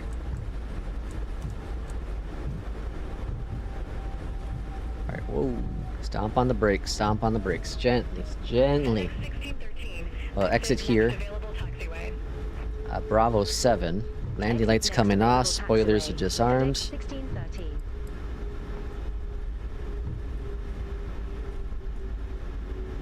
It's night and day though, man. It's night and day with the performance here. It's crazy. It's weird. Can't quite figure it out, even with streaming. 1613. Like, we did a flight here into Indy not too long ago, and it wasn't that great. Ground 121.9er. FedEx 1613. Got a lot of traffic here in Indy. Indiana Jones.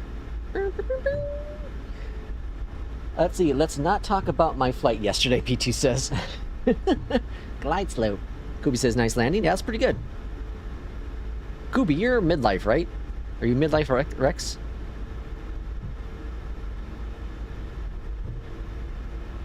That's a very good landing. I'm satisfied with that one. Alright, let's go up here and let's go get the APU on. Don't need to, but...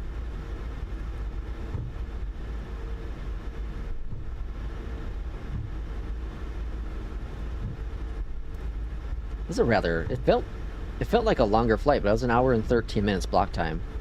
Hour and 5 minutes in the air. Look, that was a long haul, folks. Kubi says yes. Okay, cool. I thought so. I just wanted to confirm, though. Are you in the Sobo Max? That's what it says. Yeah, Sobo Max. Is that what you're flying? I'm getting conflicting stuff, because it says a Sobo 737 Max, but then it also says the A400. I don't know what plane you're in.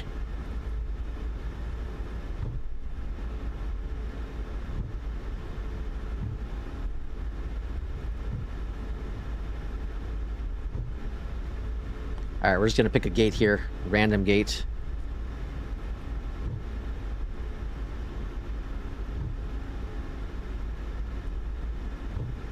Got a couple of Sobo Maxes here. The A400. Oh, okay. Barry says, have you checked out the Air Atlas scenery subscription? Includes many airports and sceneries. I've seen it, heard of it, but I don't know. I understand where it could be beneficial, but for a monthly I don't know. I feel like sceneries are a reasonable price as it is. Most of them, at least. You know, they're like 15, 20 bucks. Most. There are some that are a little bit more, but I feel they're already reasonably priced. And I only buy the ones that I know I'm going to fly into often. Like, I'll have a couple that'll just look really cool, and I'm like, what the hell? You know, a lot of the international ones. Like, I bought, there was a Malaysia one I bought. I rarely ever fly to Malaysia. But I wanted to support developer because they did a good job at it, you know, with it. I'll keep an eye on it, but I don't know. I need to like, I own pretty much all the sceneries I want. There's a couple coming out, obviously, down the road.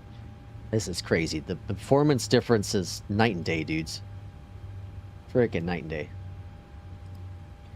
Alright, let's see. How do we do on that flight? So, this is the next flight. Greensboro to Atlanta. That's 266 nautical miles out.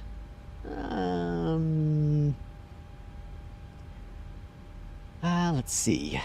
Yeah, what the hell? We'll do it. What the hell? Alright, so we end up with 100 on that one. Very, very nice. I'll take it. A 213 on the landing. Very, very nice. Cool. Alright, and my schedule is, so Greensboro, and then we have Paris. I'll probably kill this Paris one out. I don't feel like flying in Paris.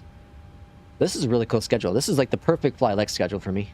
Nothing over 400 nautical miles. There's one flight that I already skipped. Everything else is pretty good.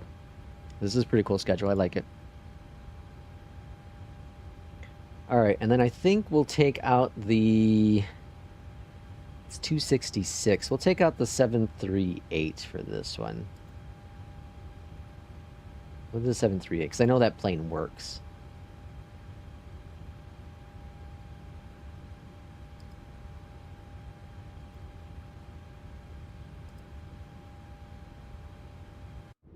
Alright, so let's go ahead and head on out here to the menu.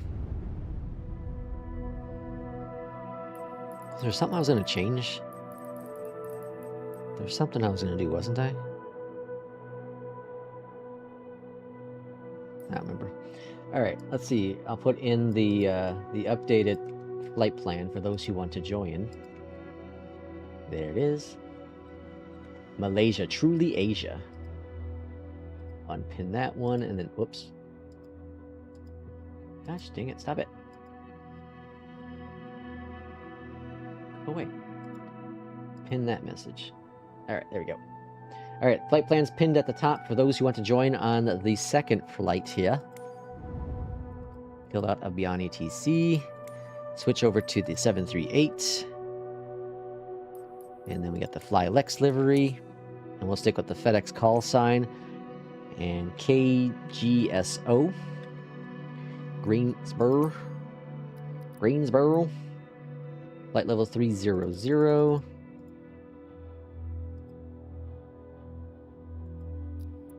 I did that Malaysia flight the other day. It was really cool. It wasn't on stream, but it was really, really cool. And was, what was it? Runway...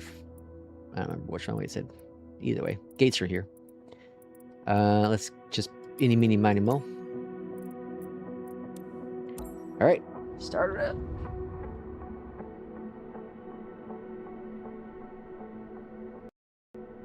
Uh-oh. Uh-oh. Ah, we crashed. Alright. Well, that gives me a chance to... Oh, do we have a whole system crash? No, okay. I think Windows, like, partly crashed.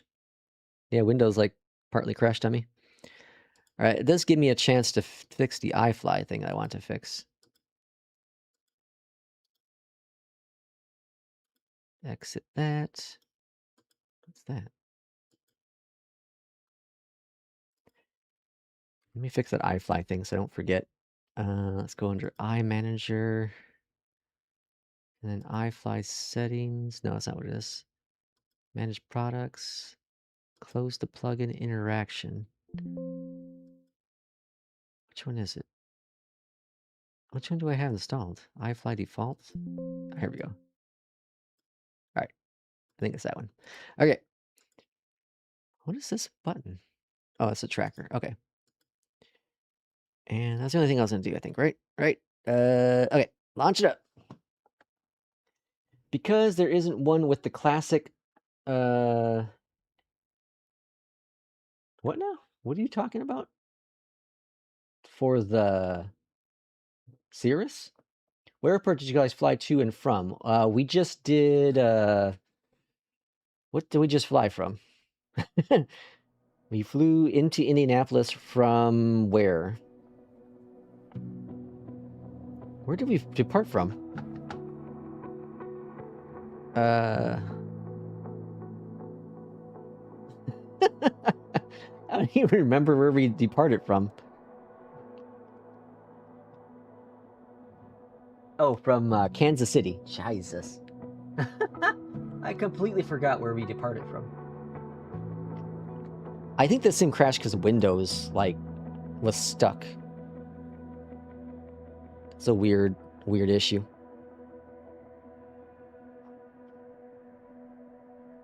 Alright, so it's the NGs. Cool. Alright, so we got Mobiflight ready to go too. Why is it doing this? Stupid thing.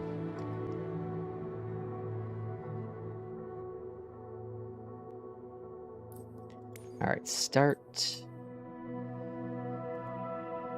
Oh my god, Windows. What did... Crash again? Alright, Windows is being really stupid. Alright, let's try this again. Greensboro.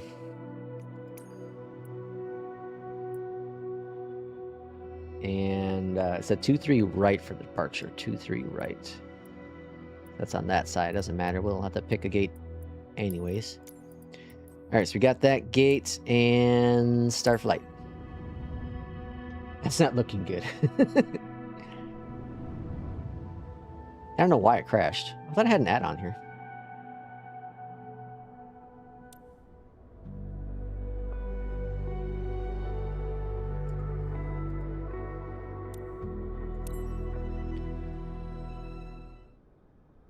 Oh crap, I forgot to change planes. Oh, hold on. Yeah, I'm back in the max. Damn it. Alright, hold on, we gotta go back.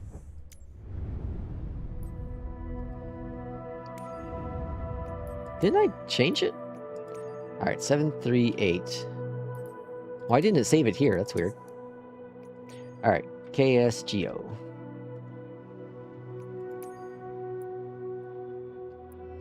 If it crashes here, then we know it's an issue with the PMDG. Oh, I should update Navigraph for the iFly. I gotta make a note for that. Update Navigraph.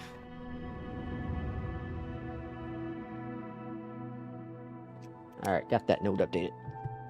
Alright, now we're cooking with gas. Let it settle in a little bit. Alright, and then we're also going to launch up FSUIPC and Beyondatc. Ooh, calm down.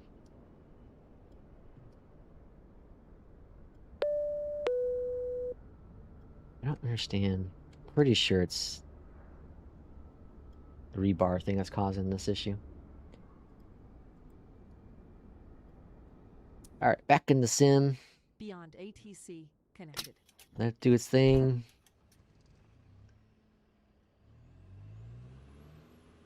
Alright, let's see if this works too. Update that. Alright, cruising up to flight level 300. Cool. And let's go over here then to left. Let's get things rolling. Electronic flight flag, request a flight plan up here at the top then. Let's go there. That's on. All the way up here, IRSs. Window heats.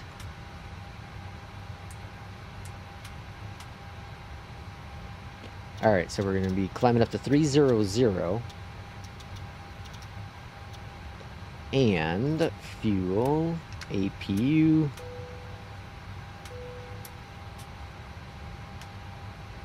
Alright, that's all good. Back on down here, FMC, position in it. Next, grab the GPS. Drop it there. Route, request it. Atlanta we're flying into. Alright, let that do its thing. Let's go over here to Beyondatc. Go to frequencies, clearance, IFR clearance. FedEx 1079, ready for airways to Hartsfield Jackson Atlanta Airport. Load this guy in. Alright. FedEx 1079. Squawking. Clearance. Cleared to Hartsfield 4211. Jackson Atlanta Airport. Piarco 9er departure. Carwing transition. Then as filed. Maintain 5000. Departure frequency 126.6. Squawk 4211. 4211. Alright, runway 32. Complete Cleared runway to change. That's Hartsfield weird. Jackson Atlanta But Airport. that's closer to us. Well, that's about the same distance. Carwing transition, then as filed. Runway 32 departure. Maintain 5000. Departure Let's go ahead frequency and grab that jazz. 126.6. Squawk 4211. 32 makes FedEx sense. 1079. Good job, Beyondatc.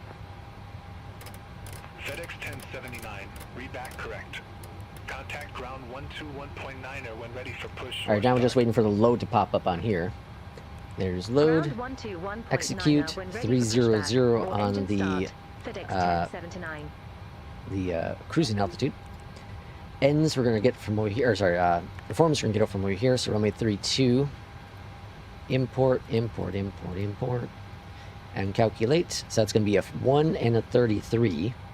So 133. Takeoff, flaps 5, CGs. Got that all set. And then let's go to departures. Runway 32 via the Tri-9 and the Carwin transition. And then go over here to arrival. Hotlanta, currently expecting runway 26 right via Oz. Going to the Wizard of Oz. Has anyone seen the new Wizard of Oz, the second one?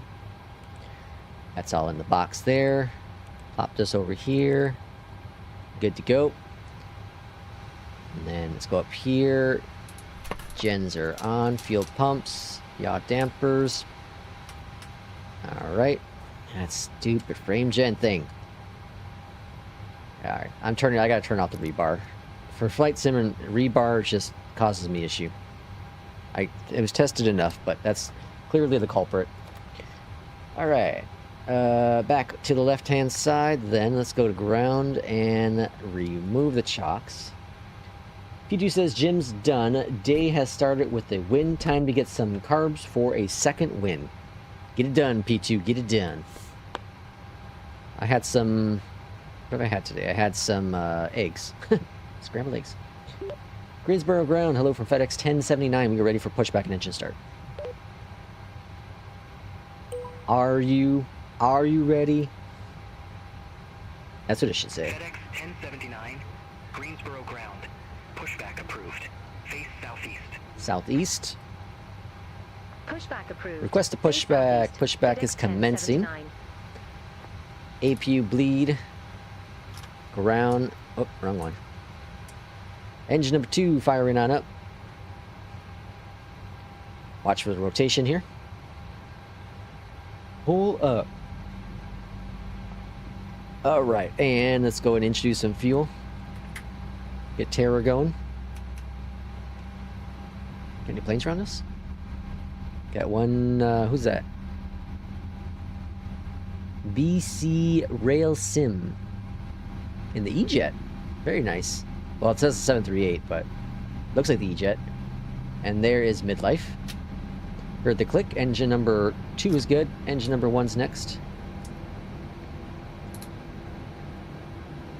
Gonna get some, what? Peanut butter masala for lunch? What is that? Peanut butter? Peanut butter? Okay. And then 5-2.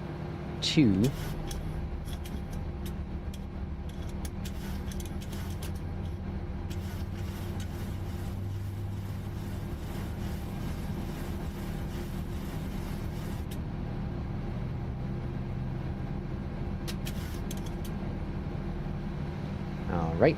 That's all good. Click is good for engine number 1. Gens, both. 5805 at ramp 45, request pushback. And APU is off.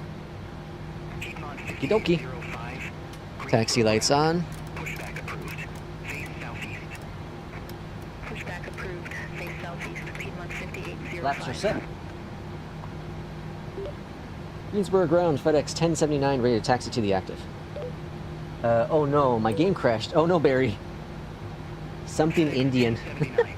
Runway 32 taxi via hotel. Hold short runway 5. Short runway 5 right. Via Runway Hotel 32 taxi Alpha. via Hotel Alpha. Hold short runway 5 right. FedEx 1079. Hotel Alpha. Yes, Indian food. What is it? Peanut? Peanut. I thought you were trying to say peanut butter and we misspelled. That's what I thought. Stupid Americans. Alright, throttle going up. Proof I'm smart. Trust. Oh boy. There it is again. Alright, disabling rebar. Gotta put that in my list of things to do next. Rebar. Not rhubarb, rebar. Rebar. Foobar.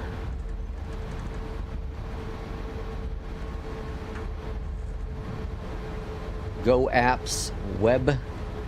What else we got going on here? We got a FENIX, we got a Vision Jet, and the Sobo 320 Neo. Piedmont 5805. Where do they want us to cross here? It said Alpha. I'll just go down here. Piedmont 5805. Runway 32 taxi via Alpha. Bravo. Echo. Hold short runway 5 right.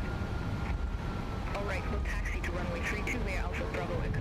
I need to fly some of these Piedmont 5805. business jets again. It's been a long time. The Vision Jet. The FSR. I need to fly the FSR. It's been a long time since I've flown the FSR. In fact, crashed my Windows. Oh, really? Okay, so that's interesting. I've had two Explorer crashes today. So that's weird. I think it's linked to rebar. Not rhubarb. Correcting you again.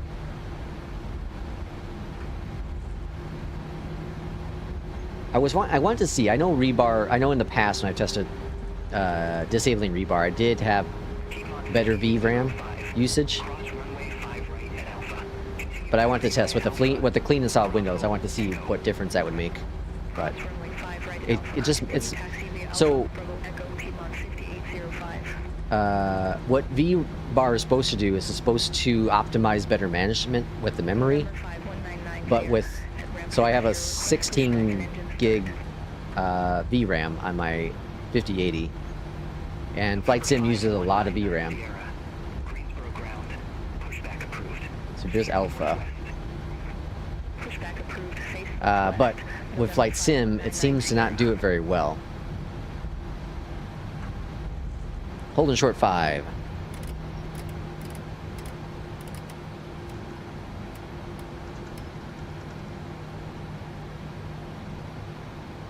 Yeah, oh yeah, you also have the taskbar issue? Really? Greensburg ground, FedEx 1079, holding runway 5 right, ready to cross.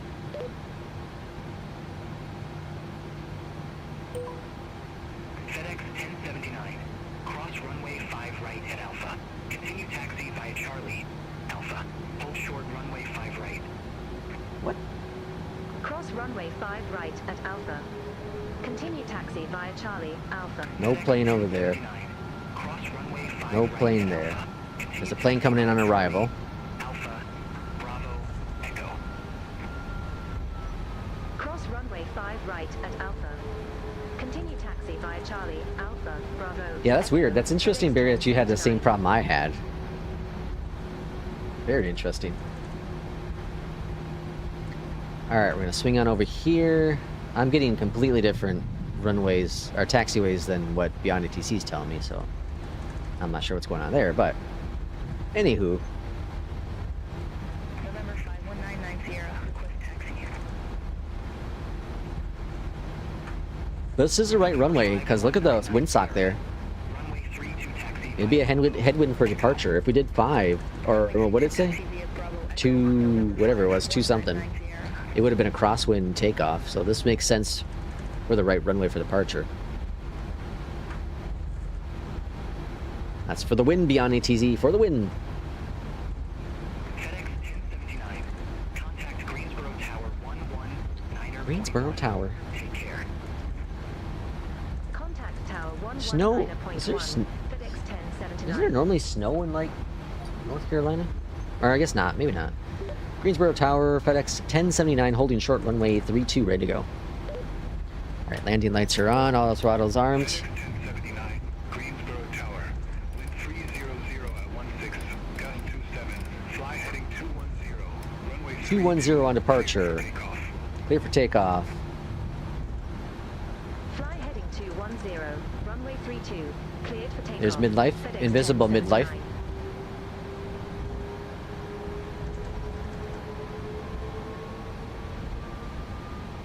Alright, throttle's coming up. Toga. Let's go flying.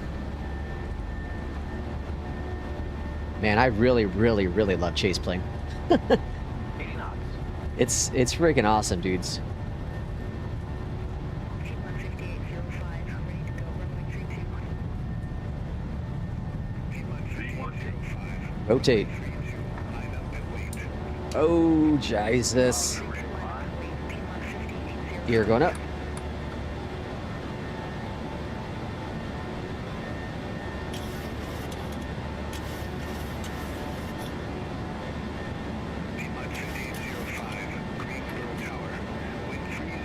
Alright, over to 210.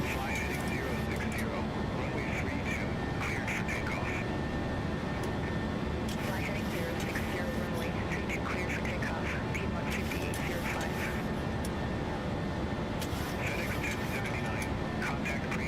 I have my trim. I think I have my trim backwards. Greensboro departure. FedEx 1079. Greensboro. FedEx 1079. Greensboro. 3100. Alright, full flaps up. FedEx 1079. Greensboro departure. Radar contact. Clear direct bolt. Resend the Piarco 9er. Alright, direct to bolt. 15,000 feet. 15,000. Ah, Jesus. Chase plane. Direct bolt. Resume the Piarco 9er. Climb and maintain 15,000 feet. Go away. FedEx Alright, 1079. bolts. Direct. LNAV.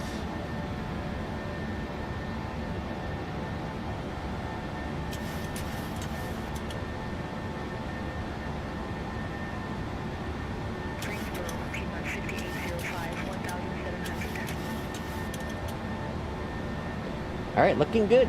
Very, very good. Maybe I will update my GSX now.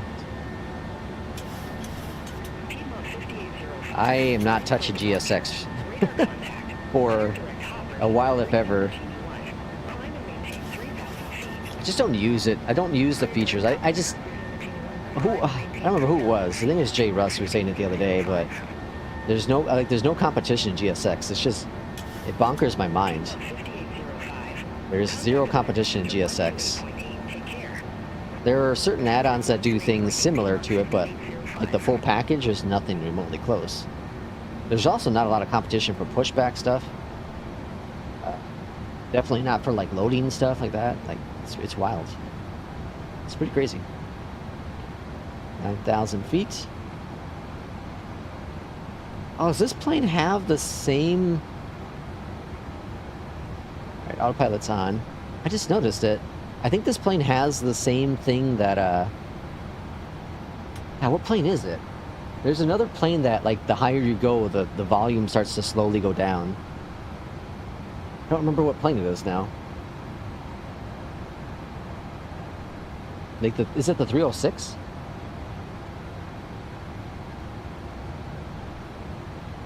I think it's the 306 that has it, where if you, the higher, like, once you climb out, the volume starts to go down.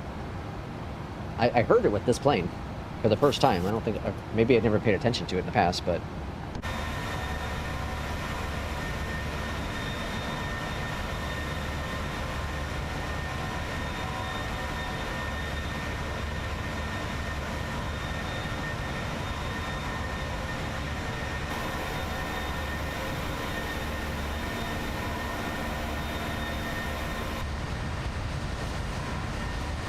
Man, it's a beautiful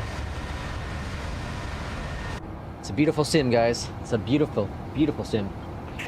Yeah, the 300? Yeah, okay, I thought so. It's really cool. I remember the first time I heard it, I was like, what the heck? I thought like something was breaking, but it's built into it. It's like one of the coolest features. Passing 12,900 for 15,000. It's definitely one of the coolest features.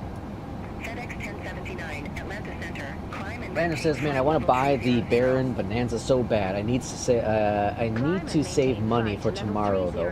What's going on tomorrow? FedEx 1079. For the MD-11? Are you buying the MD-11? Hoping work goes nice and smooth because I really, really want to be able to come home and fly that plane on stream. I really, really hope so, but don't know if it will.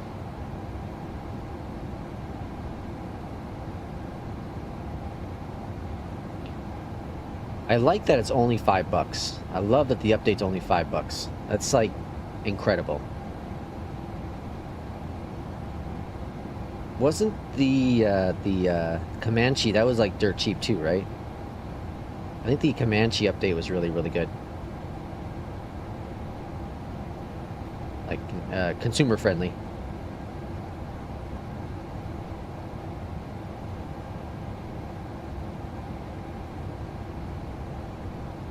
Yeah, the MD-11? Okay.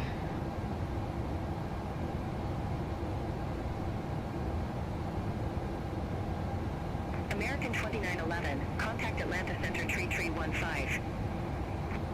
Center on Tree 315, American 2911.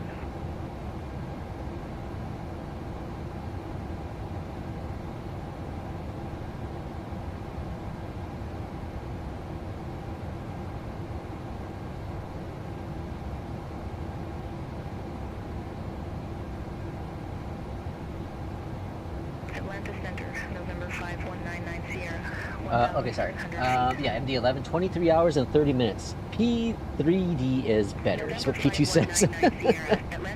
I'm going to, or sorry, what's Jay says? I'm going to be in a rush in the morning on the project. Want to get in a good flight tomorrow with the MD-11.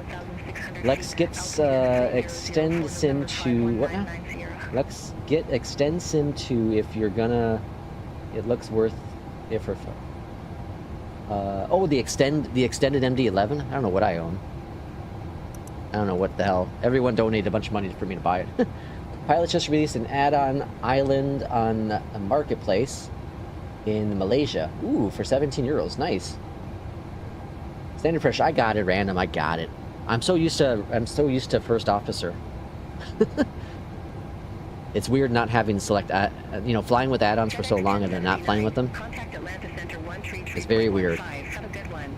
Again, I'm going to slowly integrate add-ons, test it out, see how things are. I don't have much to add on, like NewSky, First Officer, Auto FPS. Those are my 3 things I need to add on. I don't even have HW info running right now either. I'm going like bare minimum right now. Bare minimum. As I continue testing. I want to see what's interfering with what. I did have success. Let me throw it back on now. I did have success running the Moza software with Beyondatc traffic yesterday. Let's see what happens today. I'm launching it up right now. Maybe. There it goes. Jesus. Alright, so Moza software is running in the background. So we'll see what happens. It's so weird because like I was okay, so what I ended up doing was I was chatting with ChatGPT about some of the issues I've been facing. So I started out with saying how Beyondatc traffic was great up until about 3 weeks ago. Then I started noticing more stutters with it. The moment I turned off Beyondatc, performance is outstanding, incredible, right? And it's the main thread, right? I know what the issue is, but I don't understand why it started all of a sudden. And I've been saying, and just like in Discord, like it has to be because of the increased traffic from the holiday season.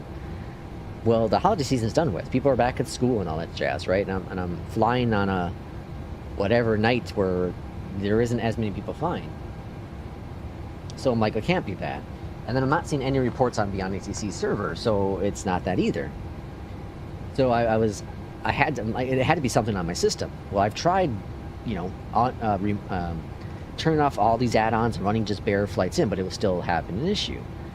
Well, the only thing I could think of was there's something else going on. There's some background something I don't know anything about that's running. I can't figure out what, even though I stopped most processes. Well, that is what got me to just do the format of Windows, right? That stupid frame gen. Gosh. Alright, there we go. Back to... The text is kind of weird, but that's because of... I'm just seeing if it's stuttering or anything. Doesn't look like it. Okay. That got me to start asking ChatGPT things, so but the thing is, here's... As advanced as AI is, people think it is, right?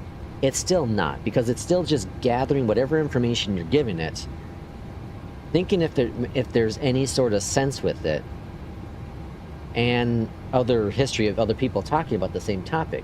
But if you're the only one that's feeding the select information to it, well, then it doesn't really have a lot to go off of.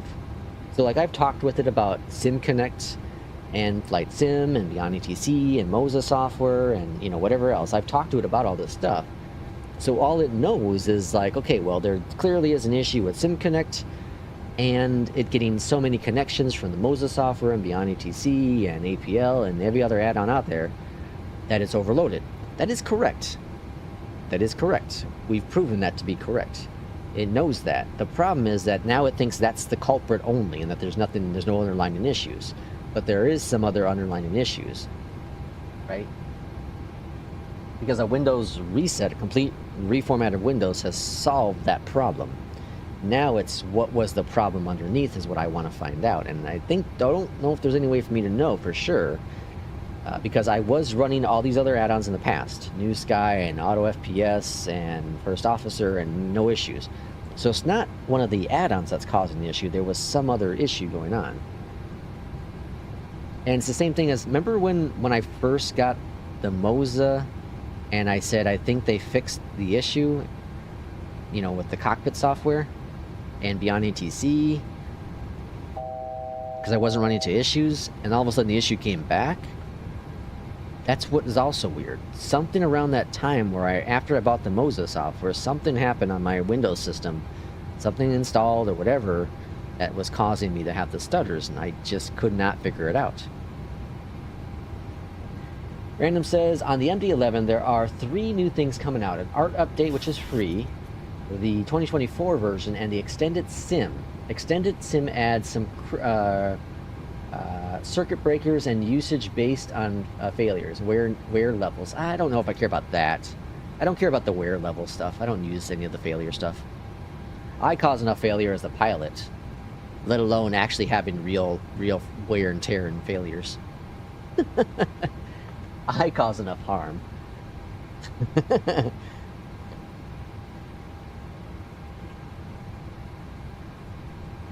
Yeah, we need to get official force feedback. I'd love to see that. That's probably not going to ever happen, but I would love to see it. It's such a small community to begin with, and then it's even smaller community with the force feedback stuff. I'm curious how Meridian's going to do their feedback, because they have the rumbling thing too. I'm curious how they're going to do it. I wonder what Sim App Pro uses for the feedback for the WinWing Ursa Minor. I wonder what they use.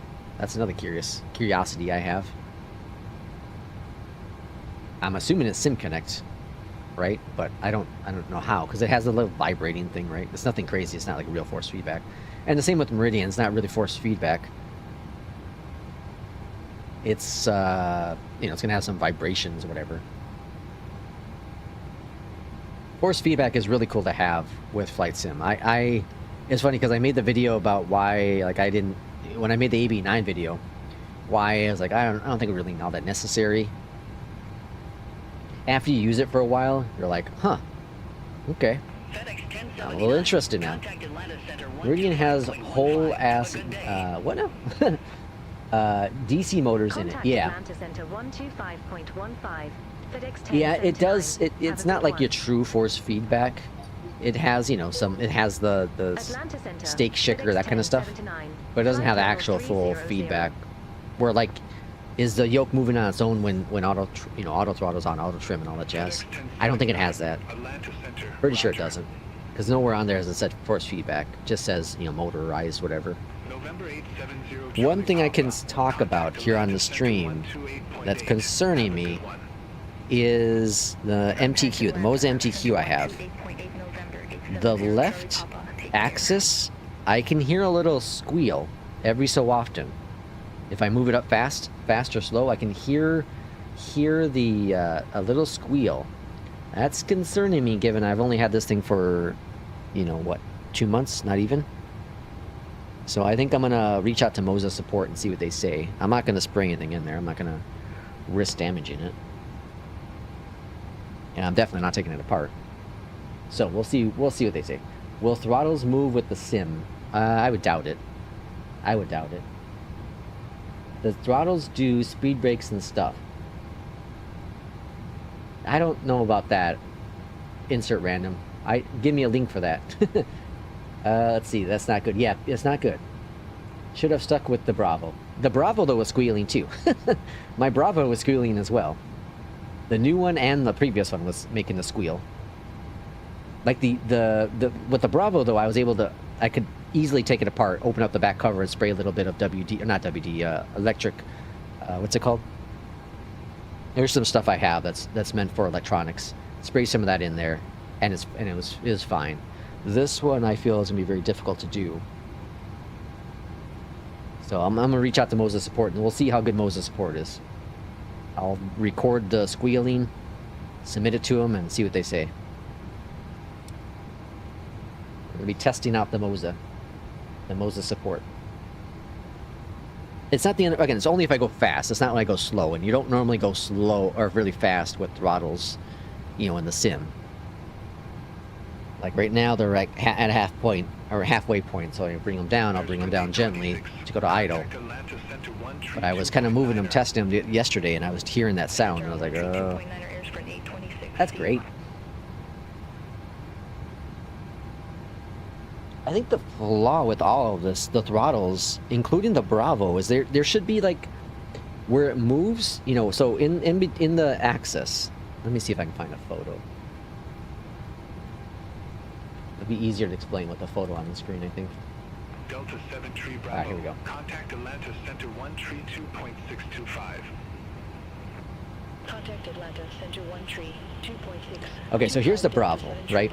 So the Bravo, you can get dust covers, like it comes with them, that you put, if you're not using one of the axes, you put this rubber thing on it. What they should have... Can I zoom in this? What they should have is in between here, there should be some sort of rubber, I don't know, rubber silicone, something, some sort, you know, like, what the hell? Shoot, I just lost my train of thought. There's something, can't think of what it's called now. Anyway, there's a rubber, like there's a slit, just a little bit of a slit, where it can go up and down still without being, having problems. But if something falls in there, this rubber, whatever, gasket will protect it. That's what they need for this. For all these kind of access things, they need to have some sort of rubber separation there. Rubber's not the right word, but some gasket, something there to protect the insides here, because all of this is exposed now to dust, right? This is all exposed to dust, and depending on how well the lubricant is in there, well, you can get all kinds of crap in there, right? Like my AC, my vent's right above my throttle, so I'm sure it's blowing out dust.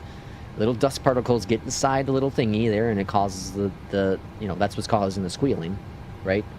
That's what they need to do, is they need to find some way. The same with the Moza MTQ. Let's see if I can find the right angle here. Guess this will kind of work. See, again, it's all exposed here. All this is wide open, you know, for debris and crap to fall in there.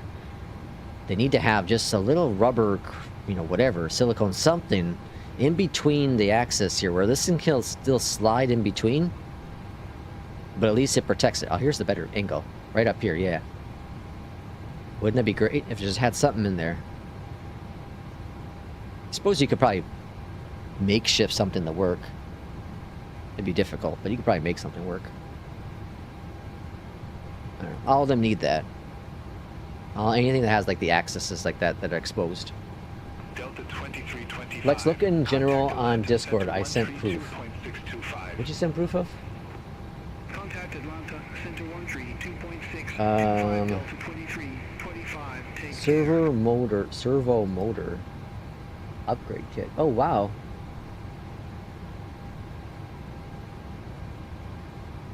Oh yeah. Okay. I stand corrected. FedEx 1079. Contact Atlanta Center 132.6. So we're talking about this new latitude throttle Contact quadrant Atlanta that Center Meridian's working on. 132.625. And there is FedEx going to be 1079. an add-on. Atlanta Center, FedEx 1079. Good day. So there's the Flight haptic level feedback. This is 300. what I knew about. I didn't know about is that add-on. I like that they have the 3-lever Atlanta Center. lock here. That's cool. Very similar to Moza. They got the old-fashioned trim wheel. I like the brakes here too. Like this thing is definitely looks like it's more for Boeing than it is for. And then here's the servo upgrade kit. Servo motor upgrade is compatible with the throttle axis 1 through 5, enabling the throttles and speed brakes to move automatically in sync with your simulator. Each channel uses a dedicated servo and integrated digital controller for smooth whisper, blah blah blah. I wonder how that will work.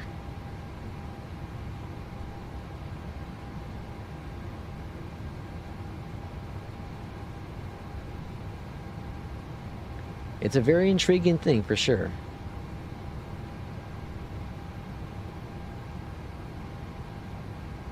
I'm excited. Hopefully, I got the Airbus one there, the Boeing here. I'm interested to see. I need to see this thing in action. Nikki's really good about selling things. Atlanta Center, JetBlue 1584. Descending via He had us all like level super excited, what, 2 years ago about all the stuff coming out from Honeycomb, and then it all became vaporware. Most of it became vaporware, right? These are great concept art photos, great 3D, you know, 3D blender work. I need to see the real thing in action. Like for what it looks like, for what it is, it seems impressive. But until we actually see it in person, like I guess it might be at, well, okay, so last year he had like a mock-up of it at the expo, right? And I think he's said he's going to have it at FS Weekend, which is coming up pretty quickly here, and then like at the expo as well. Will those be working full, you know, test branches or something? I don't want a mock-up. I don't want just some crap. I want to see the actual thing in action. I want to feel it, right? That's what I want to see. If it's good, then I'm upgrading when my Bravo starts to wear, especially if the trim wheel is an Axis. Yeah, they've shown it off, but not sure about usage. Yeah, that's the thing. It's going to be shown at the Expo this year. Yeah, I know he's going to show it at Expo. I know he's going to do FS Weekend too, but is he going to just walk around with some non-functional device? You know, that's what he had at the Expo last year. He just had some, whatever. I wasn't 3D printed, but he just had some concept, you know, concept hardware. It wasn't the actual hardware itself. I want to have the actual hardware. It doesn't have to be the production hardware. It can be just an early version of it still. I want to see the actual hardware in my hands. Like, be able to feel it, touch it, turn the knobs, have it all working in the sim. That's what I want to have. So we'll see. We'll see. Not that I'm in the market for anything, because I'm telling you what, I'm super happy. I still can't believe it to this day. I can't believe like that I have the Moza MY210 and have the Moza MTQ. I'm still blown away. I didn't think I'd ever buy these two things. And like the rudder pedals look cool. They're interesting. I think they're well built. They'll probably be be good stuff. It's just, I don't know. I don't need new rudder pedals. I'm very happy with my Turtlebeach ones. They're all metal as well, you know, with the exception of the little bit of plastic on it. But like the base is metal. The only thing I think the plastic is freaking the. We'll expect the Aussie 2 runway 26 right, FedEx 1079. I think the only thing plastic on it, honestly, is probably just the pedals themselves. Oh, not Aussie. Yeah, it's Aussie. We'll expect Aussie 2 runway 26 right, FedEx 1079. Okay, so let's prepare our arrival, shall we? 26 right. Contact Jacksonville, Center 124.7 on board 458. Okay, so 1101 for the navs. 110 Alright, minimums are 1190. Jesus. I am again using the latest DLSS 4.5. I'm very impressed. Like you can still see, of course, some of the blurriness, but it's a lot better.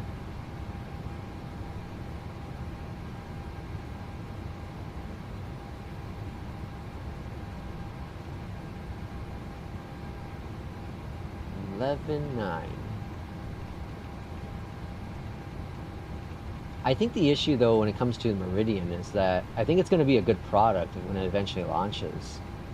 I think the problem is that there just are now too many choices. And I think a lot of simmers have purchased pretty much what they're going to get. You know, so you got the WinWing stuff. People who are flying the Airbus are really happy with the WinWing stuff. There's the Moza now, of course. There's the Honeycomb Bravo light version and the regular version, right? There's the Thrustmaster stuff, which is good. There are just so many options available when it comes to the throttle quadrants. And then there's, of course, all the other entry-level ones. Logitech makes a couple super entry-level stuff, right? There's just a lot of options available out there. I don't know if there's enough room for another player like Meridian. Their price point is good. I just don't know if there's room for another competition. Let's see. I'm going to try to go to Expo. Are you really? Interesting. Good luck. Insane, welcome in. Happy Sunday to you. We are getting close to top of descent, heading into Hotlanta, runway 26 right in the PMDG 738. Departed from Greensboro, and we're using Beyondatc.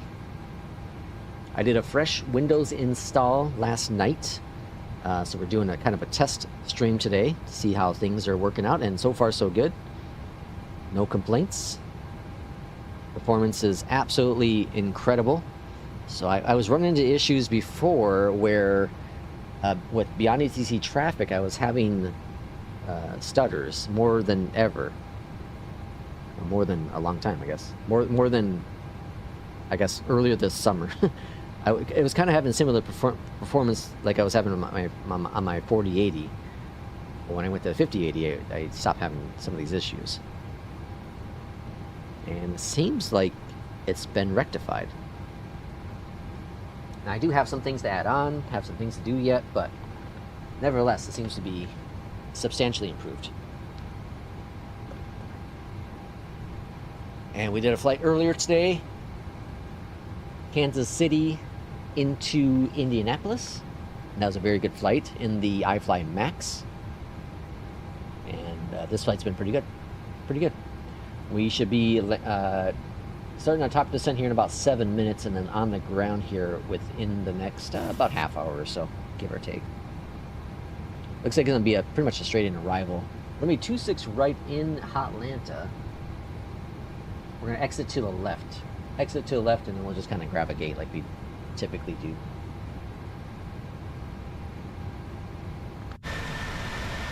We got our custom Fly Lex livery. If you're interested in that, exclamation point files. You can grab our Google Drive and download it. We have the iFly Max, the 738, the 777 freighter, the FENIX 319, 320, and 321. And then we also have a 350-1000 in there as well. And eventually we'll get some more down the road. I'm kind of putting on a pause on adding in more, as we've kind of been bouncing around some planes and, you know, the EJETs and whatnot. And I don't want to buy a livery for every single plane. I don't think that's necessary. But it's only going to be the planes that we fly the most, or, you know, obviously people donate, we'll buy that plane directly. So we have lots of donations for the 321, the 320, the freighter. But the freighter was donated from Misty Apex. Same with the 738s, this one here, and then... Wait, hold on. Yeah, and... Oh wait, I can't remember now. The freighter... Did we get the freighter from Misty Apex? Look at that, that's a cool shot. That's an awesome shot. I'll take a screenshot. That's beautiful.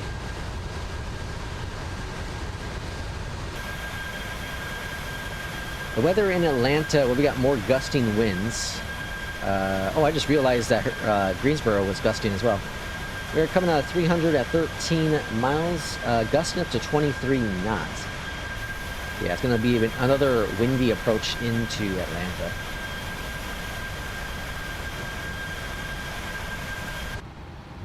And then, of course, this is the last flight for the day. This will put us over the 3-hour mark, or close to at least. So that'll be the end of today, and then we'll hope for the best for tomorrow.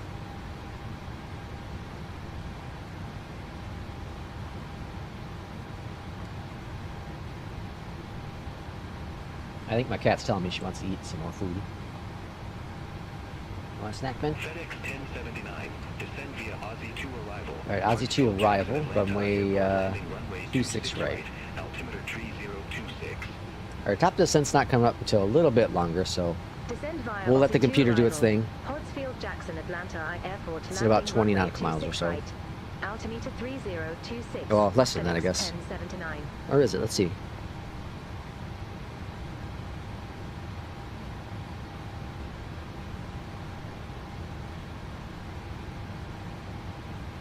I normally, whenever I do a fresh Windows install, I also go back and install all the, you know, all the other 15 nautical miles. That was pretty close. all the other stores, you know, like Contrail and then also like Epic and Uplay and all that stuff. I haven't done any of those yet. Not a single one. Orbex, nothing. Still trying to figure out how to make liveries. Yeah, you know, it's livery creation is interesting because planes are different. FENIX is different than like the 738 and all that jazz. Like I gave up on it. I was interested in learning and then I just gave up on it. It's just I don't have the time to learn. I don't have the time to learn. Made one, but I need to make some stuff for lines for it. Like I can make it with I can make the livery itself in Blender. I was just having problems importing it into the sim. That was my issue. I gave up after that point. The Blender stuff was cool, but I want to do liveries, but it seems complicated and tedious. Welcome in, Joe. Yeah, you know, I think it's something that'd be cool to do. If I was smart, I would have done it when I was on leave from work. Learned then, but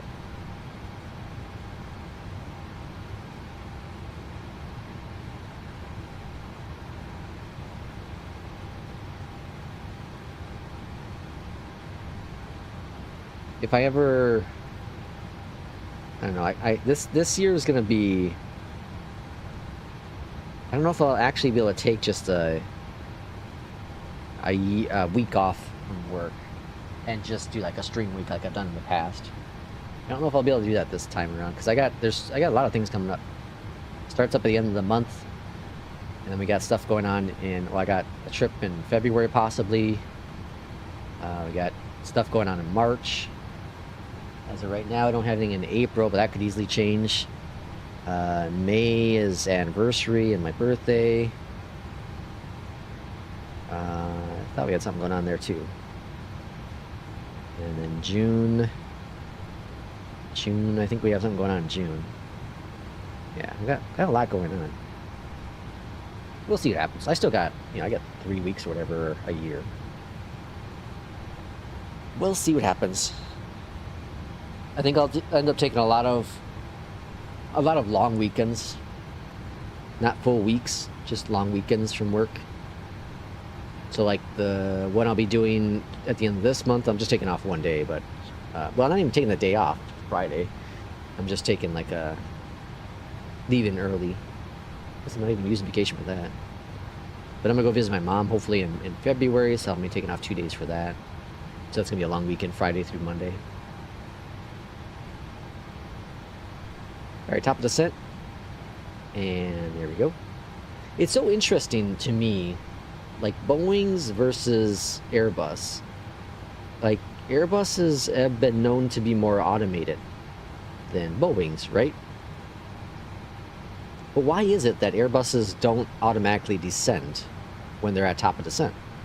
If the automation is supposed to be there, why is it that Boeing's do that? I've never understood that. That seems so backwards to me. You think Boeing would have been the one that I gotta hit the button to make the descent, but that's an Airbus thing. I don't know, maybe it's just pilots are aware of what's going on. Maybe, I don't know. Obviously there has to be, Boeing must have figured out, or Airbus must have been like, yeah, we got to figure out something. You know, it's so automated, but we got to at least have some pilot interaction with the plane.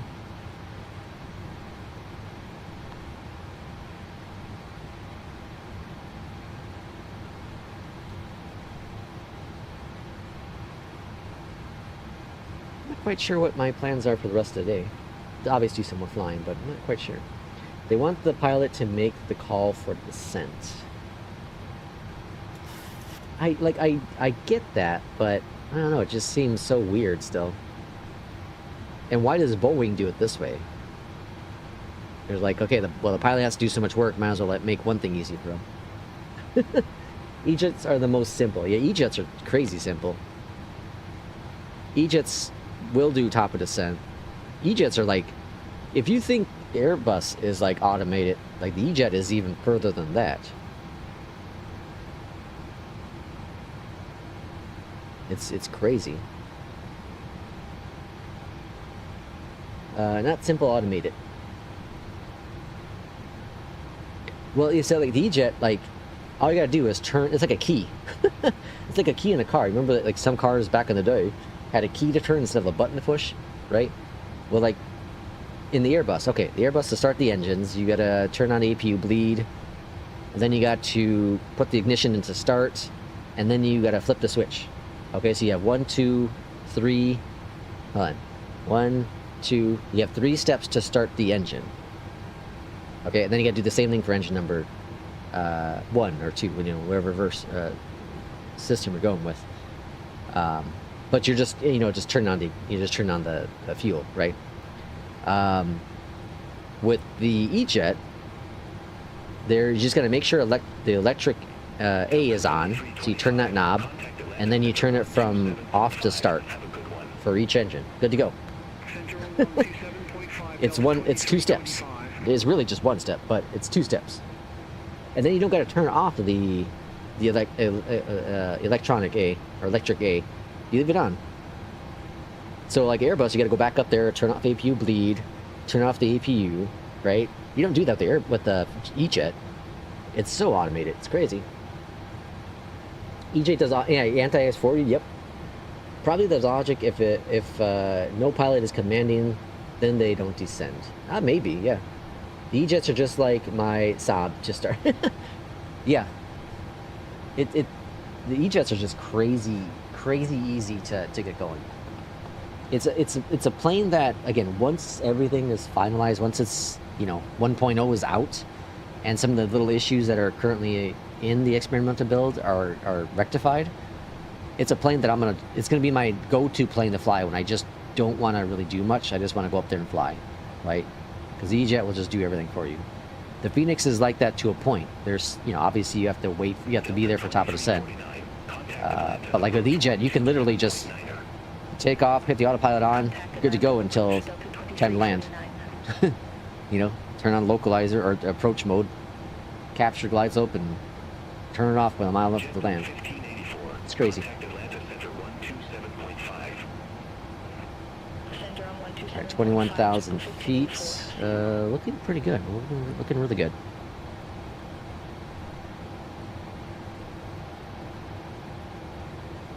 Key in the middle, turn all the way for a few seconds, and you're going. Yeah, pretty much. Now cars, like, you just hold down on the parking brake, you push a button, push start. It's crazy. It took me a while to get used to push start. I wasn't sure, and then like auto stop, I kind of wasn't liking auto stop either. So the first auto stop I ever had was a rental for work, and I got nervous because I didn't know what I never knew what auto start was like. I never was in a car that had auto start either at that time. You like just drive around with anyone, and so I was at a light, and red light, and I was on my way out of town to go on this trip for work, and the car just turned off, and I was like, what the hell? I looked down, I was like, what the hell's going on? I don't understand. Why is it turn off? And then I released the brake, and then turned on. I was like, okay, oh, that must be the auto stop thing. And then, you know, went on my way. But I got nervous the whole entire trip because I was like, every time I stopped, I was like, oh crap, it's gonna turn off. You can fall asleep and wake up with the plane on the ground already. Yeah, very. Seriously. Center on 127.5. The automation is crazy.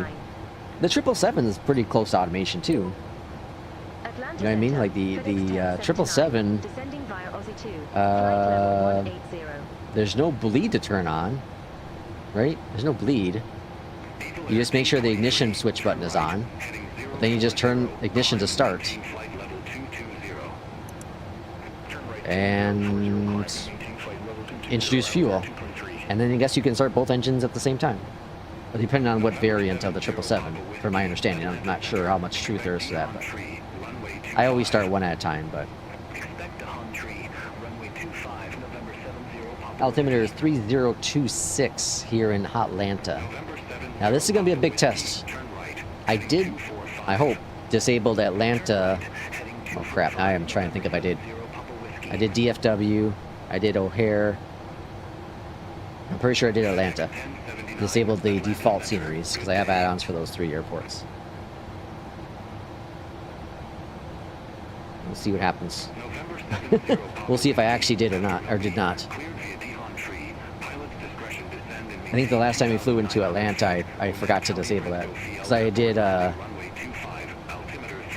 why did that happen? I'm not sure why. After building cleared via Dehantry, pilots discretion descend and One, maintain 2,100 once upon a time in Sweden, I drove my girlfriend's manual V6cc, and I thought the clutch was just gone on it every time I stopped. Oh, it just turned off. 1584.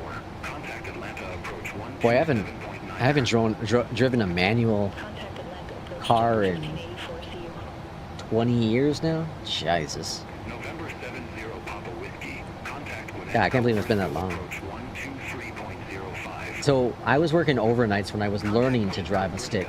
Approach November 7. So what I would end up doing was, on my days off, I'd go to some parking lots, and there's this goofy guy, me, trying to learn how to drive a stick, get comfortable at least with it, and you know, driving in 2 in the morning, some empty park. I'm surprised no cops ever stopped and tried to figure out what the hell's going on. But I just drive circles in the parking lot, how many complete stops, and all that kind of jazz.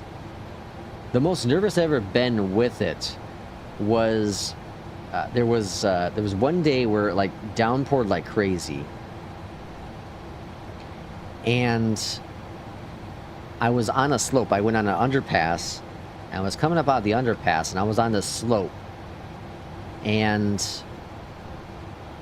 so I go into first gear, right, and what happened?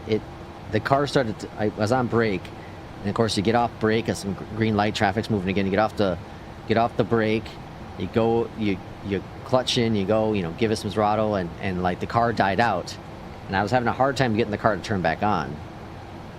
Eventually I got it back on and moved, but I was terrified. Like, heart started pounding, sweating, knees were shaky, mom spaghetti. Contact Atlanta approach 127.9. It was terrifying. Contact Atlanta approach. That was a good car. FedEx That was a good. I bought it from my 1079. parents for $500. They sold me. It was an old Atlanta beater, approach, no FedEx AC. 1079. It had heat. 17300 we have No whiskey on radio. board. Good car though. FedEx 1079, Atlanta approach. Altimeter 3026, expect a visual approach runway 26 right. All right, landing lights coming on. The only reason why I got rid of it, I sold it, was because the speedometer started going out. And I was like, well, I'm gonna get in trouble one of these days. I don't know how fast I'm going. And then I was also starting to have problems with the clutch. There was a day I was gonna go out and get some food, and so I got in the car. It was another raining day, and I could not get into second gear. Could not get into second gear. It just would not happen. I got it back home, trying to figure things out, and eventually it started working again. But I was like, okay, this might be the first sign the clutch is starting to go out. And buying the car for $500, clutch is going to be a lot more money to fix. Delta 2349, airport is at your 1 o'clock, 13 miles. Report the field in sight. We have the field Delta 23. Manual so fun in the rain. Downshift from second into first. Give it some throttle and turn in. Slide through the snow. Rain and snow. Yeah. What I really liked about it was it was still only a 2-wheel drive car. But I felt like I had more control in rain, like you're saying, rain and snow. I felt like I didn't slip and slide as much as I do now with automatic. With automatic, I have the traction control and whatnot, which is helpful. But I feel like with the manual, you have just a little bit more control because you can fine tune things. You can go into second gear if you need to, and build up your speed slower at your pace. As long as you can control the throttle without it dying out, or even go into third if you need to. There's one time I was goofing off with my. Actually, that wasn't in the manual. That was just in my other car. I was goofing off with my nephew. We were going to GameStop, and I was like, "Hey, we'll go slide in the parking lot." So of course, I slid into a snow pile and I got stuck. And thankfully, there's a really nice guy who had a 4-wheel drive truck, and he's like, "Hey, you stuck?" And I was like, "Yeah." He's like, "Okay, you got any any ropes or chains? I was like, no, I don't. He's like, okay, let me go over to Home Depot. So he ran over to Home Depot and grabbed some, bought some, and I was trying to like pay him back and he wouldn't let me. I was trying to give him something, some money or something. He wouldn't let me. A very nice guy. That just shows you, that was like, you know, as we were talking about earlier today, that those are the times what I'm talking about is, I don't feel like that stuff happens as much nowadays. I could be wrong. I could be wrong. I haven't been in any situation like that, but like I even what was it now? 8 years, 7 years ago? 7, 8 years ago? I was on my way to work one morning on the interstate, and it was black ice. I ended up hitting it, went into a ditch, car got stuck. Cars were flying by, no one stopped, not a single car. Eventually there was a semi-truck that stopped, but it was like 15 minutes. You know, my lights are on, people see me in the ditch. My lights are on and all that jazz, so I could have been dead, who knows. Finally a semi-truck stopped and asked me if I was alright. I was like, I'm fine, fine. Ace, you know, I got heat, everything's fine. I got hold of someone, so, you know, we'll be alright. Thanks for stopping. But I was just blown away how long it took for someone to stop and see if I was alive. In the middle of, not even, I was like, God, I was probably 30, 40 feet off the road in the ditch.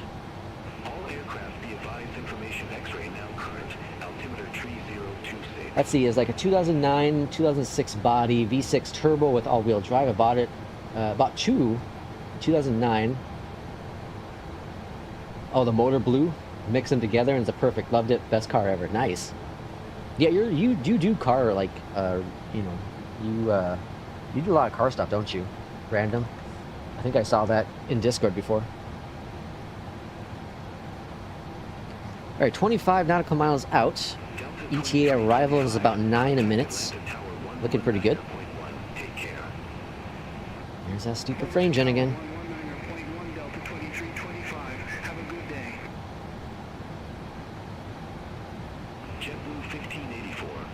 Stupid frame gen. Alright, remember the turn off rebar.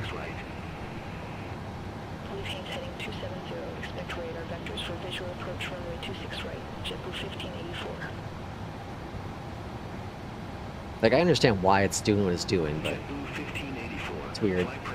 Yeah, too much. I think my nephews got into a little bit of the car stuff too. I don't know if he got into it like you, but I'm gonna arm the approach mode. Let's go check out our speeds here. 40 at 132. Okay, got that set. Alright, making our final turn. Again, we're going to exit to the left and we'll find our gate.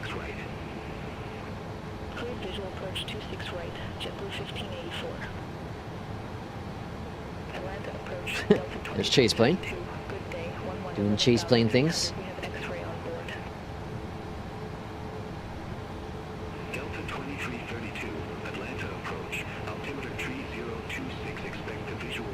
Alright, we got localizer captured. Next will be glide slope, which should be fine because we're above the glide slope right now. 21 nautical miles out, so I'm not too concerned about that. 132 on the ref speed. I also have raised the suspension for a 2009 N30X, or 93X. Straight through 95 through muddy fields. That's something I do wish I got into. Kind of wish I got into like repairs and whatnot. I never took automotive, what's it called? Automotion?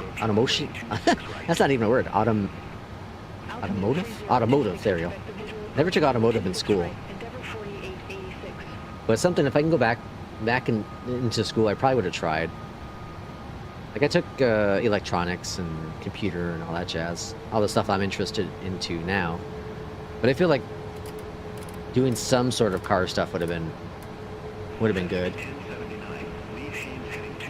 But I also teach myself an awful lot. Like, I know I could easily change my own oil if I wanted to, but it's just like, where do I get rid of the oil? 9.3 is the best first car. right. Moddable and FedEx easy to work with 1079. and fun to drive, even standard four-wheel drive with a 1.6 in my case. Nice. FedEx 1079, turn left, heading 275, vectors for the 275, vector for the approach. We're looking good so far. Turn left, heading 275, FedEx 1079. 16 nautical miles out. Glide slope's just coming in. FedEx 1079, airport is at your 12 o'clock, 16 miles. Report the field in sight. No field yet. We're looking for the field, FedEx 1079. It might be hard to see the field. FedEx 1079, descend and maintain 3,500 feet. 3,500. There's glide slope. Feet, FedEx 1079. 14 nautical miles out. Atlanta approach, Delta 25. Mainly do computers and electronics, but I can't give them all the attention. It's a side hobby. Ah, okay. 3 Bravo, leave Haines heading 270, expect radar vectors for visual approach runway 26 right. Lead Haines heading 270. Expect radar vectors for visual approach runway 26 right. Delta 7 Tree Bravo. Delta 2523, Atlanta approach, altimeter 3026, expect the visual approach runway 26 right. Altimeter 3026. I think once we get past this little cloud, I think we'll be all right. 523. I think. I can see some of the ground here, so Delta 7 Tree Bravo, airport is at Alright, let's go our first notch of flaps. miles. Report the field in sight. We have the field, Delta 7 Tree Bravo. Delta 7 Tree Bravo, cleared visual approach runway 26 right. Alright, I'm gonna tell them we have the field in sight, because else they're gonna tell us go around. We have the field in sight, FedEx 1079. I think it's right there anyways. Endeavour 4886, descend and maintain 7,000 feet, altimeter 3026. Laps 5, yeah, there's the field. Descend and maintain 7,000 feet. Altimeter 3026, Endeavour 48886. FedEx 1079, cleared visual approach runway. Alright, clear for the visual. Flaps 10. Cleared visual approach 26 right, FedEx 1079. Speed brakes are armed. FedEx 1079, contact Atlanta Tower 119.1. Over to Hotlanta Tower. Contact Tower 119.1, FedEx 1079. Take care. And let's go ahead and get our gear down. Atlanta Tower, FedEx 1079. Visual runway 26 right. FedEx 1079, The Moza was shaking so much that it was shaking my monitor. I wasn't sure if it was the 79. I wasn't sure if it was chase plane or if it was actually the FedEx 1079, or something else going on. 05, That was crazy. gust 34, runway Gusting up to 3-4, 305. Jesus. Another crosswind landing. Right clear to land. FedEx 1079. Oh, it doesn't look like we're crabbing this time around. Atlanta Tower, Delta 2096, visual runway 26 right. Delta 2096, Atlanta Tower, continue. Roger. Flaps Delta 30. 2096. Atlanta Tower, Delta 7 Tree Bravo. And flaps 40. 26 right. 132. I'm gonna go 134. 73 Bravo, Atlanta Tower, continue. Roger, Delta 7 Tree Bravo. Alright, that's enough help, autopilot. My aircraft.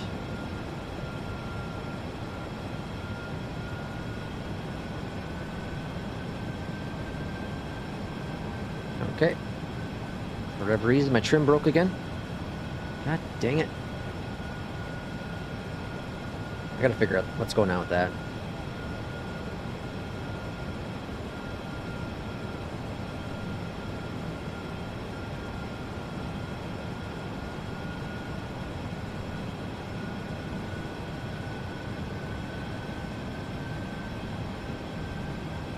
I will say this, the sim does look more crisp for some reason now.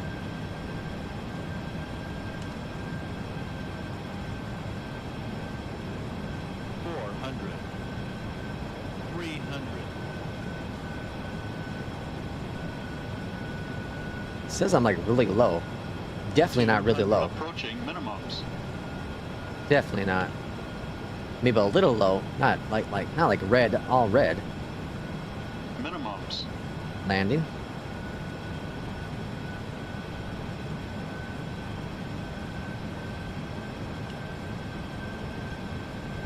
Yeah, we're like where we're supposed to be. 30, 20, 10. Hold it. Touchdown. Not bad. Reverse.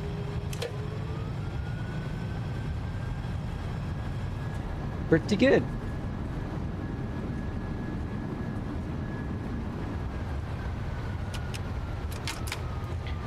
Spoilers disarm, flaps going up. FedEx 1079. And landing lights are off. Welcome to Hotlanta. Exit right at Alpha 4, FedEx 1079. FPS not great. I'm going to turn off the Moza cockpit real quick.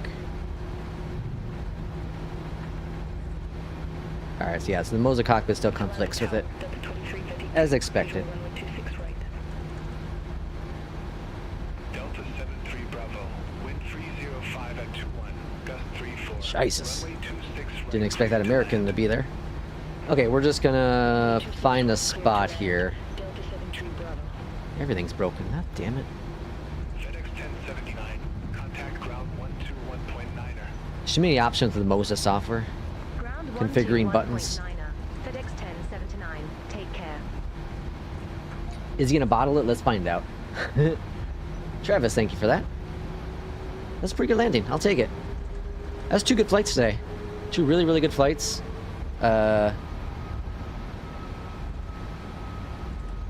With 2 gusting winds.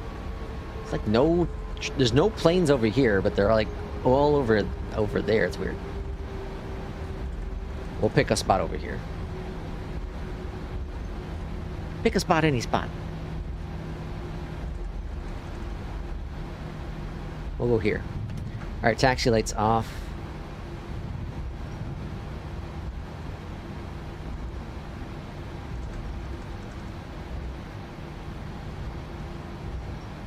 Are these working?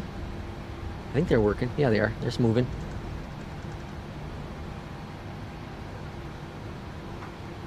Stop! Alright, parking brake is set. Left hand side. Let's go to ground. Chocks. Ground power. Connecting. Up here at the top. Ground power is available. Turn that off down here, and turn those guys off. Alright, let's check our scores, shall we?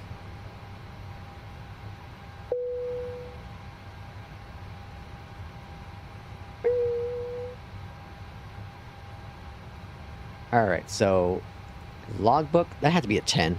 I felt I'm confident that's a 10. Alright, well, that's loading up. Bring it up on the screen. Okay, 100%, I'll take it. That's 2 good flights today. A 99 on the landing rate. Damn. Okay, like it felt smooth, but not that smooth.